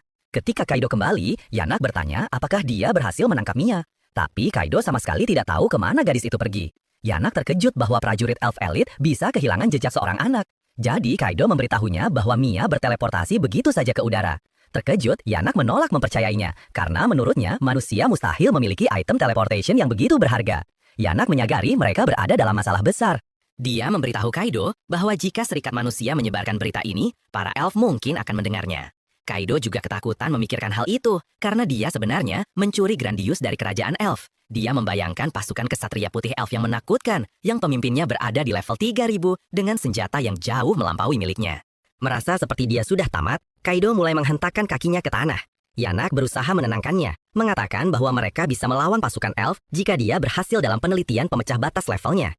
Ini memberi Kaido sedikit harapan, dan Yanak menyuruhnya untuk segera bersembunyi agar dia bisa menyelesaikan penelitiannya. Tiba-tiba, Light muncul di depan mereka, mengatakan bahwa waktu mereka sudah habis. Kaido mengingat Light dari saat dia dipermalukan olehnya di luar dungeon, jadi dia merasa waspada. Namun, Light mengabaikan mereka dan dengan lembut menutup mata Gimura dan Wardy, merasa sedih atas nyawa muda cerah yang hilang di belakangnya. Gold memberitahunya bahwa saudara laki-laki Mia, Ilio, masih hidup. Menyaksikan anak laki-laki itu dalam pelukan Gold, Yanak terkejut karena dia baru saja merawatnya di tanah. Light menyembuhkan anak muda itu dan bertanya kepada para elf mengapa mereka menimpakan begitu banyak penderitaan pada anak-anak tak bersalah itu. Saat dia mengingat anak-anak laki-laki itu berusaha keras mendapatkan uang dan mendukung pendidikan Mia. Light merasa marah karena semua itu hilang. Berpikir bahwa dia bisa saja berteman dengan anak-anak itu di dunia yang berbeda. Dia berbalik untuk membuat para elf membayar kejahatan mereka. Melihat kemarahannya, Kaido mengatakan kepada Light bahwa mereka tidak bersalah. Namun, Light memberitahu mereka bahwa dia melihat ingatan Mia, jadi dia tahu mereka adalah pelakunya. Ini membuat para elf tertegun. Jadi Light meyakinkan mereka bahwa dia belum melaporkan apapun kepada Adventurers Guild. Mendengar berita ini, Kaido mulai tertawa, berpikir dia mendapat keberuntungan besar, dan berpikir dia bisa dengan mudah membunuh Light untuk membungkamnya. Kaido mengatakan bahwa takdir telah melindunginya dari kemalangan, karena dia adalah seorang pahlawan. Light tertawa, mengatakan bahwa alasan dia tidak memberitahu Guild adalah karena dia menginginkan Kaido untuk dirinya sendiri. Dia memberitahu si bajingan kerajaan itu bahwa dia akan membuatnya menderita rasa sakit yang lebih buruk daripada kematian karena telah menyakiti teman-temannya. Akhirnya, Light dengan tegas menyatakan bahwa dia akan mengakhiri hidup Kaido dengan tangannya sendiri setelah menghukumnya dan menyuruh Gold dan Nemamoru untuk menjauh dari pertarungannya. Saat mereka mundur, Light mulai berjalan ke arah Kaido yang marah karena seorang manusia berani mengutuknya. Kaido mencoba menyerang Light dengan pedangnya. Namun, Light dengan mudah menghentikan serangannya hanya dengan tongkatnya. Saat Yanak menatap kaget, Light mengejek Kaido, bertanya apakah hanya itu yang dia miliki. Marah, Kaido terus menebas Light secara membabi buta, tetapi Light dengan mudah memblokir setiap serangan. Menyaksikan pertarungan itu, Yanak berpikir tidak mungkin anak manusia bisa bertahan melawan serangan prajurit elf semudah ini. Sementara itu, Kaido terus mengayunkan pedangnya, sangat berharap bisa mengenai Light dengan serangan keberuntungan. Light menghela napas sebelum menangkis pedang Kaido. Kemudian, Light meninju perut Kaido tepat, membuat napasnya hilang. Light mengejeknya, mengatakan bahwa Kaido harus berusaha untuk tidak mati hanya karena pukulan latihannya. Meskipun dihajar seperti anak kecil, Kaido masih berpikir dia lebih unggul dari manusia. Dia bangkit kembali dan memanggil Grandius miliknya yang menciptakan beberapa Magic Swords di langit. Dengan kekuatan senjata sihir itu, Kaido berpikir dia tak terkalahkan melawan Light dan meluncurkan pedang-pedang itu ke arahnya. Kekuatan serangan itu mengejutkan Light, jadi dia mulai menghindarinya. Saat setiap serangan pedang menghantam tanah, serangan itu menciptakan efek elemental yang berbeda. Namun, Nemamoru masih berpikir bahwa Light bisa mengatasinya dengan mudah di udara. Light memuji kekuatan pedang itu, tetapi dia berpikir itu tidak cukup kuat untuk mengancamnya. Tiba-tiba, Kaido muncul di belakangnya, jadi Light dengan cepat memblokir serangannya. Menyaksikan Light memblokirnya, Yanak merasa tidak percaya bahwa Light bisa menahan serangan habis-habisan dari Magic Sword Kaido. Akhirnya, Kaido menuduh Light curang, mengatakan bahwa dia bertarung seperti seorang warrior, meskipun dia berpakaian seperti seorang mage. Kaido mulai menghentakkan kakinya karena marah, berpikir bahwa manusia adalah sekelompok bajingan yang curang demi meraih kemenangan. Bingung, Light memberitahunya bahwa dia memang seorang mage, tetapi Kaido menolak untuk mempercayainya. Melihat elf itu begitu frustrasi, Gold merasa kasihan pada Kaido, karena unlimited cards milik Light memungkinkannya bertarung dalam situasi apapun. Tiba-tiba, Light menciptakan beberapa Ice Swords untuk menyerang Kaido, yang mencoba memblokirnya dengan Grandiusnya. Puncak-puncak es itu melesat maju dengan mudah, menghancurkan setiap klon Grandius. Di depan para elf yang terkejut, Kaido yang menolak menyerah, melepaskan satu serangan terakhir ke arah Light. Tetapi, Light menghancurkannya bersama dengan sisa harapan dan impian Kaido. Melihat Light memanipulasi Ice Horse-nya sebagai penghalang terhadap serangan Kaido, Yanak merasa mati rasa karena menyaksikan kekuatan yang begitu luar biasa. Akhirnya, Light bertanya kepada Kaido apakah dia sudah selesai mengamuk, dan Kaido menjadi gila karena marah. Elf sombong itu berpikir tidak mungkin manusia bisa mengalahkannya, bertanya-tanya bagaimana Grandius bisa kalah, padahal itu adalah senjata yang digunakan oleh mantan maestro. Mendengar nama seorang maestro, Light terkejut dan bertanya kepada Kaido apa yang dia ketahui tentang mereka. Kaido tertawa dan mengungkapkan bahwa dia lahir dengan darah maestro yang menjadikannya sub-maestro itu sendiri. Mendengar istilah maestro disebut, Light langsung kaget dan menodong Kaido dengan pertanyaan tentang apa yang dia tahu. Sambil tertawa congkak, Kaido malah membocorkan kalau dia terlahir dengan darah maestro yang membuatnya menjadi seorang sub-maestro. Mendengar tubuh Kaido menyimpan rahasia yang semenarik itu, Light pun memutuskan untuk menangkapnya dan si ilmuwan gila Yanak buat dijadikan bahan eksperimen. Saat Light sedang menyusun rencana buat menyedot semua informasi dari otak mereka, Gold dan Nemumu berhasil memojokkan Yanak. Tapi si ilmuwan itu sama sekali nggak gentar. Dia malah memanggil dua monster darah yang mengerikan. Saat monster-monster itu mulai terbentuk, dengan bangganya dia pamer kalau makhluk-makhluk abominasi itu adalah hasil fusi dari beberapa manusia dan monster. Untuk monster pertama, Yanak menggabungkan kadal batu dari tanah elf, sedangkan monster satunya lagi dibuat dari troll dungeon. Saat Light melihat monster troll itu, dia sadar kalau salah satu wajah yang menempel di sana adalah milik Gilbert, petualang penuh harapan yang dia kenal.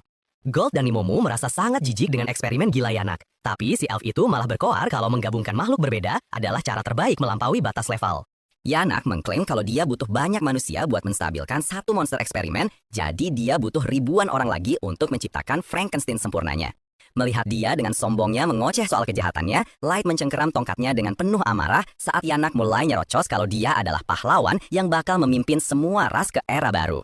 Light langsung menyuruhnya diam, yang seketika menghentikan ocehannya. Light memerintahkan Gold dan Nemumu untuk mengakhiri penderitaan monster-monster manusia itu, tapi dia menegaskan agar menangkap Yanak hidup-hidup karena bajingan itu harus dihukum atas dosa-dosanya. Saat dua pelayan Light bersiap tempur, Yanak dengan percaya diri memerintahkan monster-monsternya untuk menyerang.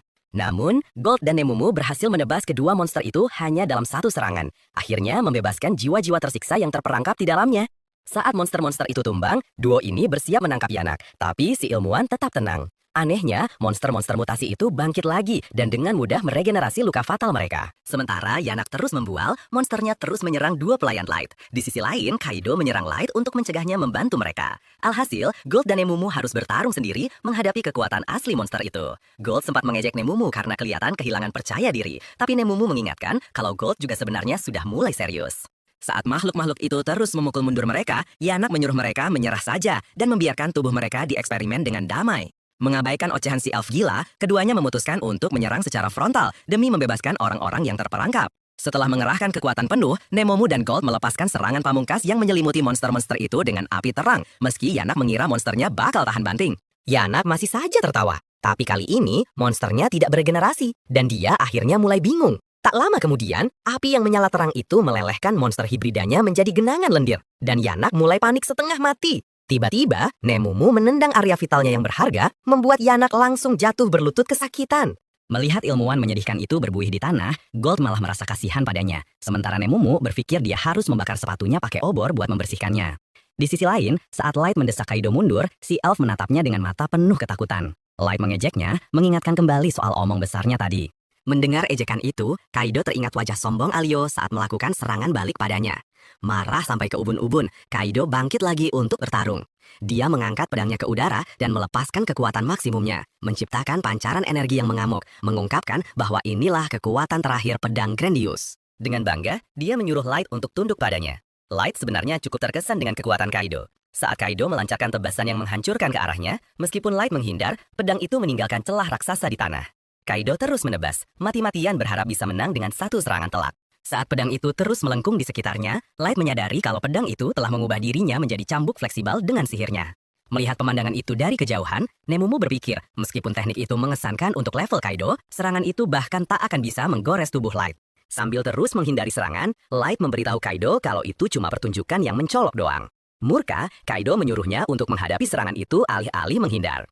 Jadi, Light berhenti di tempatnya dan menantang Kaido untuk melukai tubuhnya dengan serangan terkuatnya. Bukannya sadar kalau itu jebakan, Kaido malah melompat dan menebaskan pedangnya ke arah Light, berpikir dia cukup kuat untuk menghancurkannya. Ketika pedang besar itu menghantam Light, Kaido langsung kehilangan semua kepercayaan dirinya setelah melihat apa yang terjadi. Menyadari Light benar-benar tidak terluka sedikit pun, dia mengamuk dan menyerangnya lagi dan lagi. Otak kecil Kaido tak bisa percaya kalau ada manusia yang tidak terluka setelah menerima serangan terkuatnya. Jadi, Light menghancurkan pedang sihirnya hanya dengan satu pukulan. Kemudian dia meninju perut Kaido dan mengirimnya terbang dengan serangan lain. Saat si elf berjuang dengan wajah berdarah, Light memberitahunya kalau dia akan menginterogasinya. Dengan tenang, dia memberitahu Kaido kalau dia baru akan membunuhnya setelah dia cukup menderita atas kejahatannya. Mendengar ini, si elf yang kalah itu akhirnya jatuh berlutut. Dia memohon pada Light untuk mengampuni nyawanya dengan imbalan semua rahasianya dan harta terbesar. Namun, Light mengejeknya, mengatakan bahwa pahlawan sejati harusnya bertarung sampai akhir, bukan memohon nyawa seperti pengecut tak bertulang. Dia mengingatkan Kaido bahwa pahlawan sejati itu seperti anak-anak muda yang dia bantai tanpa ampun, yang mengorbankan diri mereka hanya demi kesempatan menyelamatkan teman mereka. Menolak melepaskannya, Light memberitahu Kaido dia akan mengampuni nyawanya jika dia bisa melukainya lagi, bahkan jika cuma 1 inci kulitnya yang rusak. Meskipun diberi tawaran begitu, Kaido tetap ketakutan dan mulai melarikan diri. Melihatnya lari, Light menggunakan serangan sinar yang menembus kakinya dan membuatnya cacat. Saat dia berjuang dengan lukanya, Kaido terus merengek dan menangis seperti pecundang sejati. Akhirnya, Light berjalan ke arahnya dan menyatakan fakta yang jelas bahwa Kaido adalah sampah tak bertulang belakang.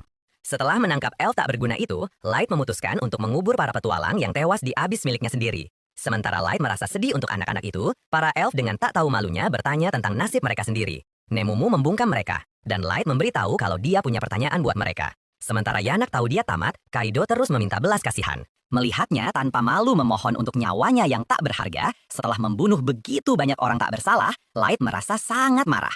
Tak lama kemudian, dia menggunakan mantra teleportasi yang membawa semua orang langsung ke ruang tahta di istananya. Setelah membuka mata, para elf bertanya di mana mereka berada. Light memberitahu kalau mereka ada di Abyss, yang membuat mereka benar-benar terperangah. Yanak heran kenapa mereka dibawa ke dungeon paling berbahaya. Jadi, Nemumu menjelaskan kalau mereka tinggal di sini.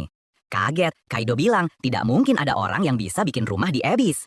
Nemumu pun mulai menginjak-injak para elf itu karena terlalu banyak bacot. Segera setelah itu, para Mate Light memasuki ruang tahta, senang melihat tuan mereka.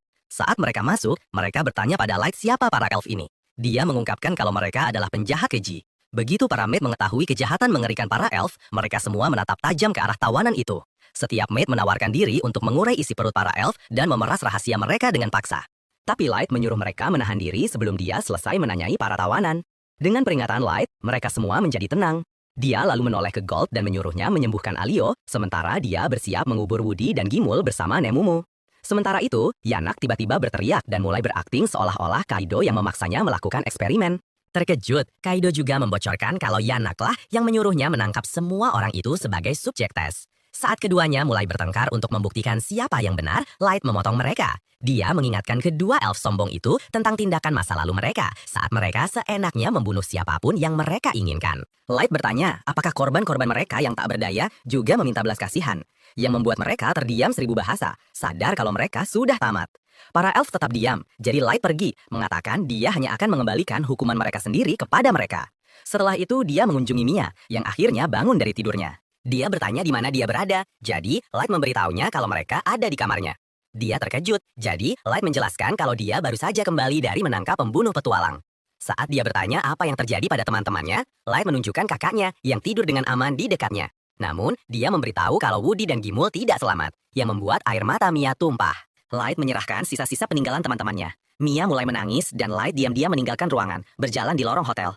Light berpikir ini salahnya karena terlalu fokus pada balas dendam. Dia berpikir kalau saja dia lebih peduli pada orang-orang di sekitarnya, dia mungkin bisa menghindari mendengar suara menyakitkan dari seseorang yang menangis. Keesokan harinya, Light memberitahu Serikat Guild bahwa pembunuh petualang itu sebenarnya adalah sepasang elf. Dengan informasi yang dia kumpulkan, resepsionis berpikir dia pantas mendapatkan promosi langsung ke peringkat C. Light terkejut karena dia tidak membawa bukti penangkapan para penjahat itu. Namun, resepsionis itu berpikir bahwa intelnya saja dan 2 korban yang dia selamatkan sudah cukup untuk promosi. Malam harinya, Light berbicara dengan Mia dan Alio di penginapan. Mereka memberitahu kalau mereka akan pergi dan dengan tulus berterima kasih atas semua bantuannya. Light bertanya apa yang akan mereka lakukan selanjutnya. Mereka mengungkapkan akan kembali ke kampung halaman. Terkejut, Light berpikir mereka bisa dengan mudah mencari party baru. Namun, Mia mengatakan kalau dia trauma dengan pengalamannya di dungeon. Dia juga berpikir bahwa teman-temannya, Gimul dan Woody, yang memberinya keberanian untuk berpetualang sejak awal, jadi dia tidak bisa melakukannya tanpa mereka. Alio mengangguk, karena dia juga tidak ingin melanjutkannya tanpa teman-temannya, dan berencana mengembalikan jasad mereka ke kampung halaman. Kemudian White bertanya, apakah Mia akan pergi ke sekolah sihir? Mia menjawab dia akan belajar sihir secara otodidak saja. Dia bilang pada Light kalau dia akan menjadi jauh lebih kuat. Saat mereka akan berpisah, Mia dengan pelan bertanya, apakah dia benar-benar akan melihat Light lagi? Light tersenyum dan meyakinkannya kalau mereka pasti bertemu lagi, dan Mia pun membalas senyumannya. Keesokan harinya, Mia dan Alio meninggalkan penginapan, dan Gold memberitahu Light untuk tidak mengkhawatirkan mereka. Nemu mengangguk, berpikir segalanya akan lebih baik saat mereka bertemu lagi. Light setuju, berpikir kalau dia akan membawa kakak beradik itu ke makam asli Woody dan Gimul, begitu dia bisa mengungkapkan identitas aslinya kepada mereka. Kemudian dia berbalik dan memberitahu Gold serta Nemumu kalau dia akan kembali ke istana. Setelah kembali, dia bertemu Ellie dan Mei, lalu bertanya apa yang mereka pelajari dari 2 elf itu. Mei menyerahkan beberapa kertas berisi semua temuan mereka, dan Ellie menjelaskan kalau dia menggunakan sihir terlarang untuk menarik informasi dari otak mereka. Mei juga meyakinkannya kalau dia sudah menginterogasi para elf secara menyeluruh untuk memeriksa ulang dan memverifikasi semua informasi. Saat Light melihat-lihat kertas itu, Ellie menjelaskan bahwa Sub Maestro hanyalah mereka yang memiliki hubungan darah dengan seorang maestro. Sementara Ellie menyimpulkan bahwa hubungan darah ini memungkinkan Sub Maestro untuk naik level lebih cepat daripada rekan-rekan mereka, Mei mengungkapkan bahwa seorang maestro bisa menghancurkan seluruh dunia. Jika dibiarkan, Maestro bisa berbahaya. Light bingung dengan pemikiran ini. Tidak mungkin satu orang bisa menghancurkan seluruh dunia. Saat dia bertanya-tanya apakah ada lebih dari satu maestro yang masih hidup di dunia mereka, para gadis menjelaskan kalau mereka hanya mendapatkan informasi ini dari ingatan yang samar. Ternyata Kaido mendengar informasi ini dari Kapten Kesatria Putih Elf. Jadi Light berpikir tujuan mereka selanjutnya adalah menemukan orang ini. Kemudian dia bertanya pada kedua gadis itu bagaimana keadaan Kaido dan Yanak. Ellie menunjukkan kondisi mereka saat ini. Terlihat berdarah-darah dan hancur total. Light berpikir sudah waktunya untuk menyingkirkan sampah-sampah hidup ini. Dia melepaskan kartu khusus bernama Dead Man's Banquet yang meluncurkan massa mulut mengerikan ke arah para elf. Saat mulut-mulut itu mencabik dan merobek tubuh mereka menjerit kesakitan yang tak terbayangkan sebelum akhirnya menghilang selamanya. Begitu para elf itu lenyap, Light bertanya pada Ellie tentang rencana utama mereka. Dia memberitahunya bahwa persiapan sudah selesai, sehingga mereka bisa memulai balas dendamnya pada Sasha kapanpun dia mau. Ellie menjelaskan bahwa Sasha sebenarnya bertunangan dengan wakil Kapten Kesatria Putih Elf, jadi dengan menangkapnya, mereka bisa dengan mudah mendapatkan pengaruh atas Sasha. Puas dengan rencananya, Light menyuruhnya untuk segera memulai rencana tersebut. Sementara itu, Sasha duduk bersama tunangannya, Michael, mendiskusikan saat dia menghancurkan harapan Light. Michael berpikir itu pasti pengalaman yang menyenangkan, mengingat semua momen saat dia memusnahkan desa-desa manusia. Dia memberitahu Sasha bahwa manusia membuat wajah menyedihkan saat memohon nyawa mereka, dan Sasha setuju, berpikir mereka adalah makhluk paling jelek di bumi. Michael merasa beruntung menemukan wanita yang sama rasis dan menjijikkannya seperti dirinya. Di sisi lain, Light merasa bersemangat untuk akhirnya membalas dendam pada Sasha, ingin melihat wajah menyedihkannya saat memohon ampun padanya. Kembali ke benua elf, Sasha naik kereta kuda pulang ke rumah, senang dengan pertemuannya bersama Michael. Dia berpikir Michael adalah tunangan terbaik yang bisa dia dapatkan. Pelayannya merasa bangga padanya, memikirkan pernikahan yang akan datang. Merasa malu-malu, Sasha memberitahunya kalau masih lama sebelum pernikahannya. Tapi pelayannya berpikir dia harus memulai persiapannya sekarang juga. Tiba-tiba, kereta mereka berhenti mendadak saat seorang pria kurus menjatuhkan beberapa barang di depannya. Saat pemilik elf yang marah mencambuk pria kurang gizi itu agar bekerja lebih cepat, Sasha berpikir manusia benar-benar tidak berguna. Tepat saat itu, Light berjalan ke gang gelap dan Sasha langsung mengenalinya. Terkejut, dia turun dari keretanya dan berlari ke arahnya, berpikir dia pasti salah mengenali orang. Saat dia bergerak melewati gang-gang, dia menyadari Light sudah pergi dan segera mendapati dirinya berada di jalan buntu. Berpikir itu cuma imajinasinya, dia merasa lega kalau Light sebenarnya tidak ada di sini. Namun, ketika dia berbalik, dia menemukan pesan dari Light yang mengundangnya untuk menemuinya di menara raksasa. Karena berita ini terlalu berat untuk ditangani Sasha, dia menjerit panik. Segera pelayannya datang bergegas. Sementara Sasha berpikir dia akan kehilangan semua hadiah yang dia dapatkan dari misinya membunuh Light. Mengamatinya yang mentalnya hancur dari atap, Light memberitahu Ellie untuk menangani sisanya. Setelah mendapat perintah, Ellie mulai berfantasi tentang seberapa keras dia akan menghancurkan Sasha karena telah menyakiti tuannya yang berharga. Dengan semua persiapan selesai, mereka berbalik untuk memulai bagian akhir dari rencana balas dendam. Di tempat lain di barak elf, dua prajurit bernama Anhia dan Kia menghibur diri dengan melempar belati ke arah pria terikat yang tak berdaya di dekatnya. Seorang elf mesum bernama Sharfat menyentuh budak manusianya, sementara rekannya, Moose dan Kapten Elf, menonton dengan jijik dalam diam. Sharfat memberitahu kaptennya tentang petualangan Kaido bersama Yanak.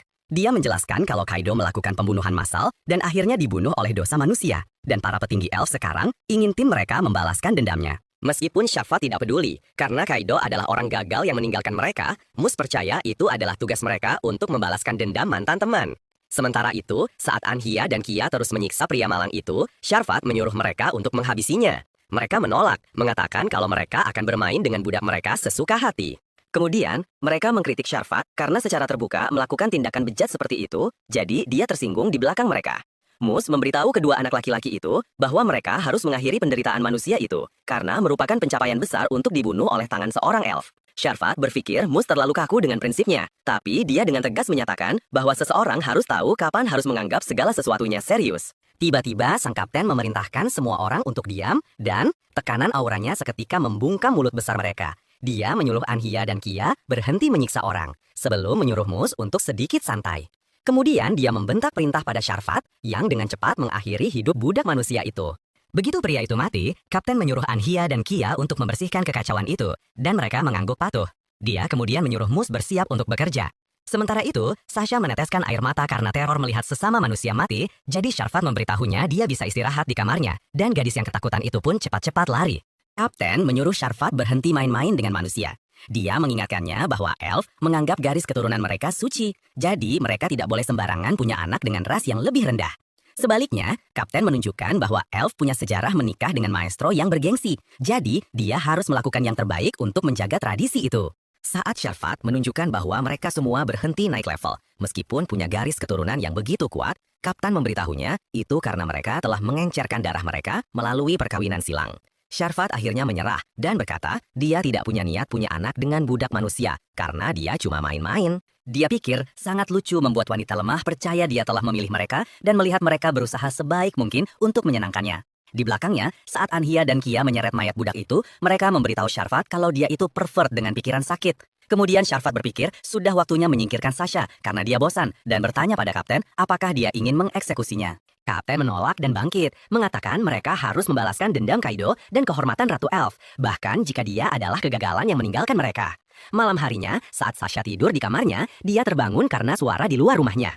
Di kejauhan, lingkaran sihir muncul dan membangun menara raksasa di tengah hutan.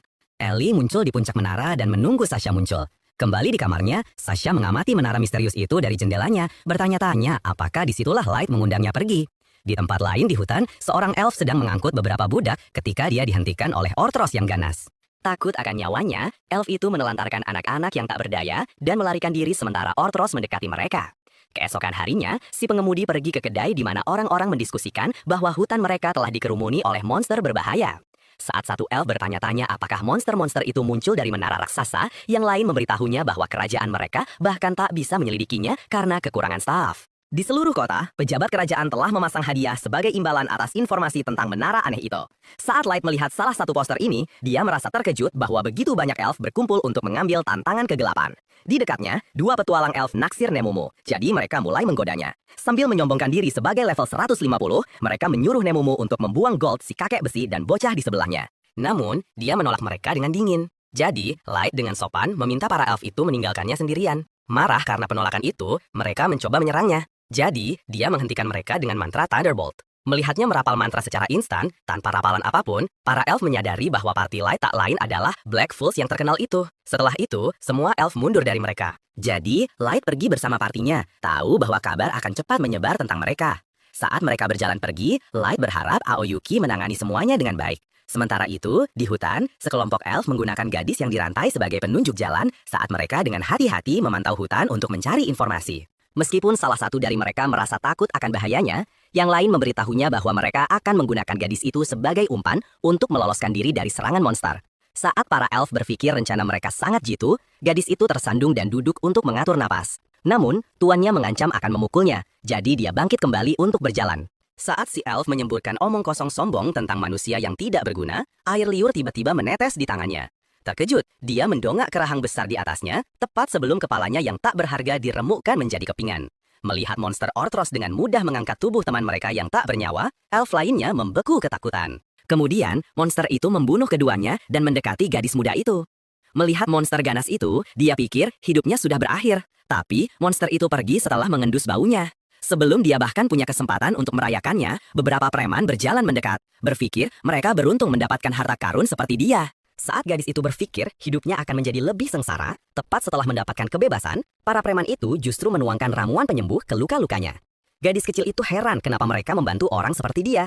Kemudian, para preman mulai berencana memberinya pakaian baru, makanan, dan tongkat jalan, sementara pemimpin mereka melapor ke Aoyuki bahwa mereka telah menyelamatkan orang lain saat dia beristirahat di atas menara raksasa. Ellie bertanya padanya bagaimana misinya berjalan. Dia bertanya-tanya apakah sulit bagi Aoyuki untuk mengendalikan begitu banyak monster yang berkeliaran di hutan, tapi si gadis kucing bilang dia baik-baik saja. Terkejut, Ellie bertanya pada Aoyuki apakah dia juga oke menangani penyusup yang menghalangi rencana mereka. Saat dia memberitahu Ellie itu tidak masalah, Ellie mulai meragukannya, berpikir bahwa Light menaruh terlalu banyak beban pada satu orang. Ellie berpikir bahwa Aoyuki bisa saja membuat kesalahan dalam mengendalikan monster dan membahayakan nyawa orang yang tidak bersalah. Tapi Aoyuki memberitahunya dia terlalu banyak berpikir. Kemudian Ellie bertanya, apakah tujuan mereka hanyalah bertindak sebagai boneka Light tanpa berpikir dua kali. Jadi Aoyuki memberitahunya itulah yang seharusnya mereka lakukan. Dia berpendapat bahwa apapun yang terjadi, mereka harus selalu mematuhi tuan mereka. Tapi Ellie berpikir kalau dia terlalu ekstrim dengan bertindak sebagai hewan peliharaan baginya. Marah dengan pembangkangannya, Aoyuki mengancam akan membunuhnya karena meragukan rencana tuan mereka. Sama sekali tidak takut, Ellie bertanya pada Aoyuki apakah dia benar-benar berpikir bisa mengalahkannya.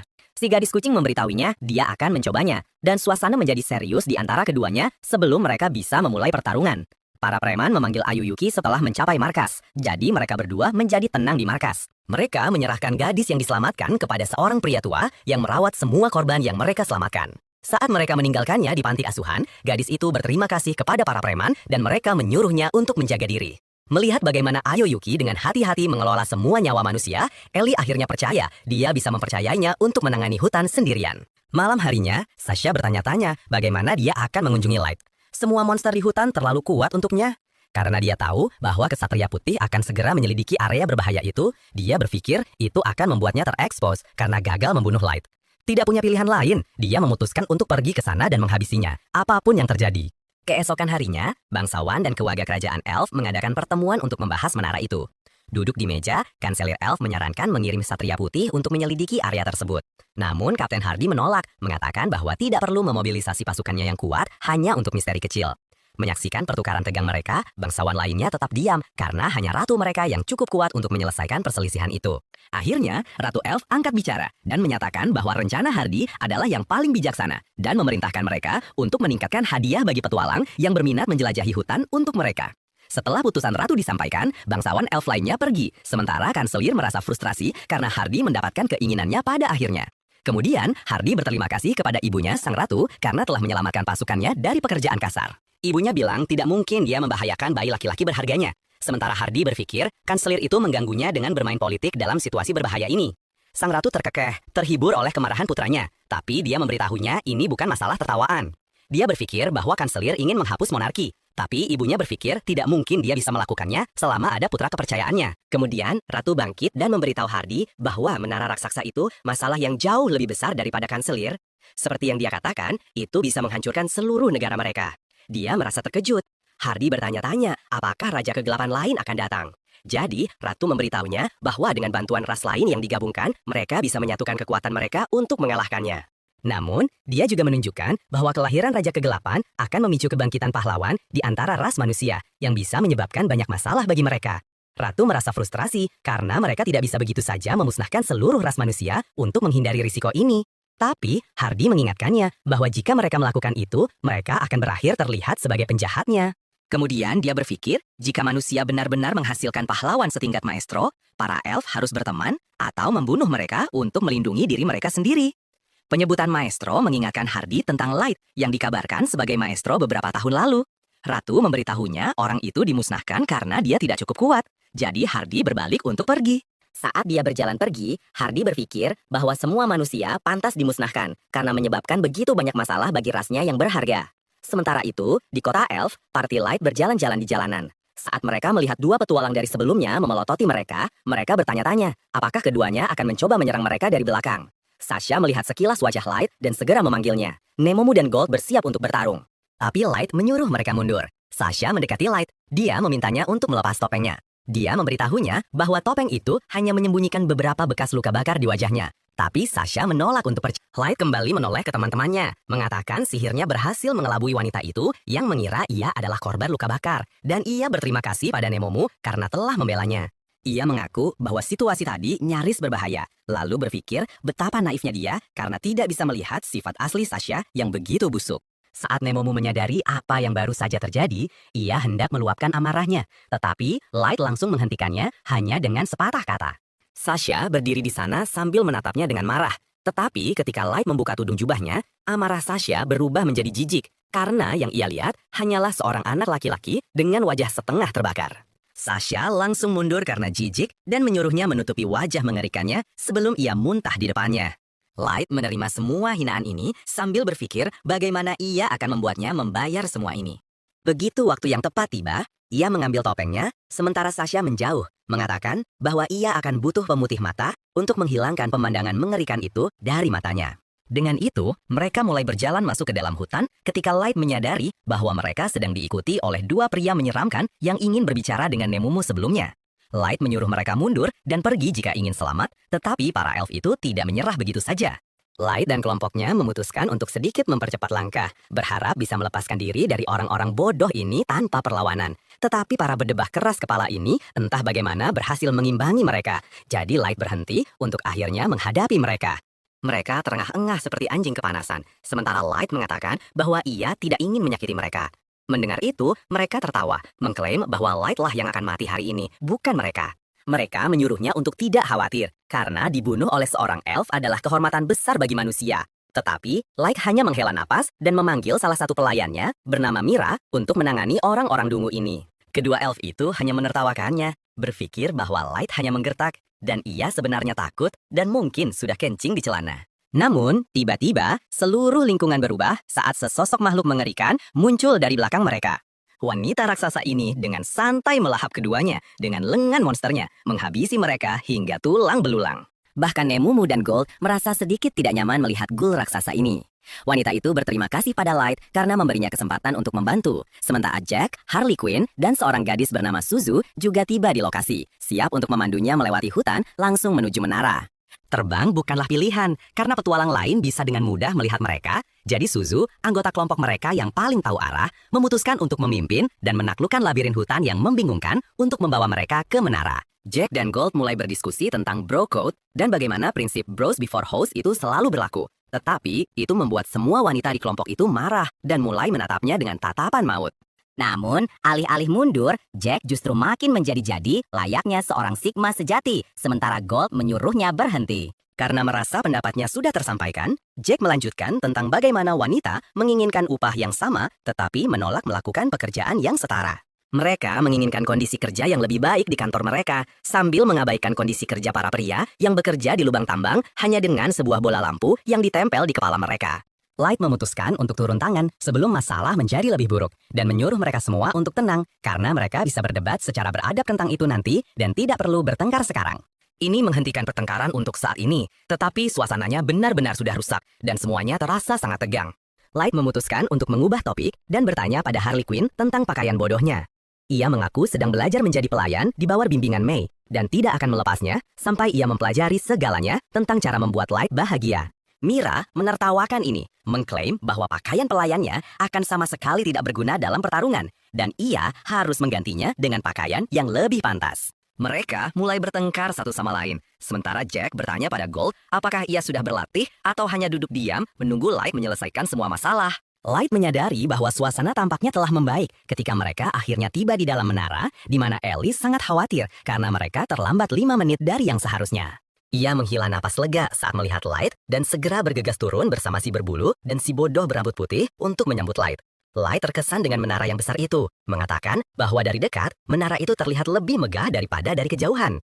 Ellie berterima kasih atas pujiannya, menjelaskan bahwa ia telah memastikan untuk mengambil setiap tindakan pencegahan saat menciptakan menara ini. Dan sekarang, menara ini benar-benar tak terkalahkan dan tidak akan terpengaruh oleh serangan apapun, baik magis maupun fisik.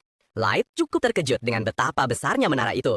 Dan begitu ia masuk, ia disambut oleh seekor naga merah raksasa yang menurut Ellie telah ia tangkap dan diberi mantra. Dengan itu, ia memindahkan mereka semua ke lantai atas, yaitu ruang tahta, di mana sebuah tahta kerajaan menunggu untuk menyambut Bokong Agung Light. Light menaiki tangga seolah-olah ia adalah Cinderella dan akhirnya duduk di atas takhta, sementara semua orang di ruangan itu berlutut untuk menunjukkan rasa hormat. Setelah itu selesai, Ellie bertanya apakah ia harus menggunakan kesempatan ini untuk mengingatkan semua orang tentang detail operasi balas dendam pada Sasha, dan Light memberinya izin. Ia menjelaskan bahwa Light telah memutuskan untuk memberi selamat kepada Sasha atas pernikahan kerajaannya dengan menyajikan hidangan balas dendam yang sangat dingin. Selain itu, Ellie mengaku ingin mengusulkan beberapa kegiatan tambahan untuk kesenangan Light. Light tidak tahu apa-apa tentang ini dan bertanya apa yang ada di pikirannya. Ellie menjawab bahwa semua orang di kerajaan Elf bangga dengan kesatria putih kerajaan yang dianggap sebagai pilar terkuat kerajaan mereka, dengan masing-masing dari mereka berada di atas level 15. Ia mengusulkan untuk mengadakan serangkaian pertempuran melawan mereka, di mana setelahnya semua kesatria putih akan ditangkap yang akan melumpuhkan kerajaan Elf sepenuhnya, dan mereka tidak akan punya pilihan lain selain bertekuk lutut. Setelah kerajaan Elf beres, mereka akan dapat menggali detail apapun tentang maestro yang dimiliki para Elf, lalu menjadikan menara ini sebagai basis operasi mereka, dan bergerak menuju target berikutnya. Ellie tiba-tiba menciptakan tiruan Light, mengklaim bahwa sementara Light beristirahat di sini, bayangannya ini akan mengambil pekerjaan untuk kelompok mereka dan terus menaikkan peringkat mereka. Light memujinya karena telah memikirkan semuanya dengan sempurna, yang membuatnya tersenyum, sementara ia mengungkapkan bahwa bahkan sekarang, makhluk buas milik Yuki sedang memancing Sasha ke menara mereka. Kembali di hutan, dua rekan petualang Sasha memberitahunya bahwa mereka harus mundur karena makhluk hitam itu jelas di luar jangkauan mereka. Tetapi Sasha menyuruh mereka diam karena ia membayar mereka untuk membawanya ke menara, bukan untuk bicara. Light tersenyum pada Ellie bertanya, apakah hewan peliharaan barunya, naga merah itu, akan ada di sana untuk menyambut Sasha. Dan Ellie balas tersenyum, mengklaim bahwa naga itu akan ada di sana. Begitu Sasha tiba di dekat menara, ia hampir kencing di celana saat melihat naga besar yang sedang bersantai di dasar menara. Sekarang, ia menyadari betapa tidak sebanding kekuatannya dan dengan cepat kembali ke istana kerajaan. Ellie dan yang lainnya mengawasi melalui bola sihir. Semua berjalan sesuai rencana. Sekarang, Sasha akan memanggil para kesatria putih yang tidak punya pilihan lain selain datang ke menara. Setelah itu, rencana akhir mereka bisa dimulai. Seperti yang mereka duga, Sasha bergegas kembali ke istana kerajaan dan menuntut untuk bertemu dengan ratu dan para penasihatnya. Ia mulai memberitahu semua orang bahwa ia melihat sekelompok makhluk hitam yang sangat kuat dengan ekor ular dan mengklaim bahwa merekalah alasan mengapa monster yang lebih kuat berlarian ke kota dan menciptakan kekacauan. Selain itu, ia mengklaim bahwa begitu ia sampai di menara, ia melihat seekor naga merah raksasa beristirahat di dasarnya. Banyak kesatria putih menertawakannya, mengklaim bahwa itu terdengar seperti cerita karangan. Sementara sang ratu sendiri terkejut karena ini bisa berarti bencana bagi kerajaannya. Dengan itu, menteri tua yang usil itu menoleh ke Hardy lagi dan bertanya apakah, bahkan sekarang, pemimpin kesatria putih yang legendaris itu akan bersembunyi di balik tembok sementara naga dan monster mengganggu seluruh kerajaan. Hardy bangkit dari kursinya dan mengklaim bahwa ia sudah cukup mendengar. Ia sendiri yang akan memimpin para kesatria putih ke dalam hutan, menghancurkan monster apapun yang mereka lihat, dan mereka juga akan membunuh naga itu jika memang ada. Dengan itu, ia berjalan keluar ruangan dengan gusar. Kemudian, pada hari itu, Sasha menemui menteri tua yang usil itu dan bertanya apakah ia bisa bergabung dengan kelompok kesatria putih juga dan menyaksikan ini sampai akhir. Menteri itu langsung setuju, mengklaim bahwa mereka tidak bisa membiarkan para kesatria putih mendapatkan semua pujian setelah mereka berhasil. Keesokan harinya, Hardy memimpin para kesatria putih ke dalam hutan, memberitahu semua orang bahwa mereka akan mengikuti Sasha melewati hutan. Char memandangnya dan bertanya, apakah ia sanggup melakukan tugas itu, atau apakah ia akan ciut nyali pada akhirnya dan melarikan diri. Sasha membela diri, mengklaim bahwa mereka semua bisa percaya padanya, karena ia pasti akan memandu mereka dengan aman melewati hutan ke dasar menara. Tunangannya, Mick yang berambut putih, memberitahu Char bahwa Sasha sendiri level 500 dan tahu cara menjaga diri. Tetapi bahkan jika situasinya memburuk, ia akan ada di sana untuk memastikan Sasha tetap aman. Sasha langsung menyanjung pangeran peraknya, sementara si kembar berdiskusi siapa yang lebih memalukan, Sasha atau Miko. Dengan itu, Sasha mulai memimpin mereka melewati hutan, sementara Ellie dan yang lainnya mengawasi dari menara. Sasha terus berjalan menembus hutan, menemukan tanda yang ia buat sebelumnya, tetapi di salah satunya, ia akhirnya tersandung, hanya untuk ditangkap oleh Miko. Char tidak tahan dengan drama cinta-cintaan ini dan menyuruh mereka untuk segera bergerak, dan akhirnya mereka berhasil mencapai dasar menara. Mereka semua terkejut melihat betapa besarnya menara itu, dan sebelum mereka bisa bergerak, pintunya terbuka dan 5 monster hitam muncul dari dalamnya. Char bertanya apakah ia harus menyerang mereka, tetapi Hardy menyuruh mereka semua untuk menahan diri, karena mereka perlu menyimpan energi untuk menghadapi naga, sementara kelompok yang telah ia sewa akan mengalihkan perhatian monster-monster ini. Tepat pada waktunya, sebuah ledakan meletus dari hutan, mengalihkan perhatian para monster yang berlari ke dalam hutan, memberikan jalan yang jelas bagi para kesatria putih untuk menyerbu masuk. Mereka terus berlari melewati lorong-lorong ketika tiba-tiba mereka menginjak perangkap teleportasi yang langsung memisahkan mereka menjadi kelompok-kelompok kecil di seluruh menara. Sementara Light duduk di tahtanya menunggu mereka sampai ke hadapannya agar mereka bisa memulai pesta.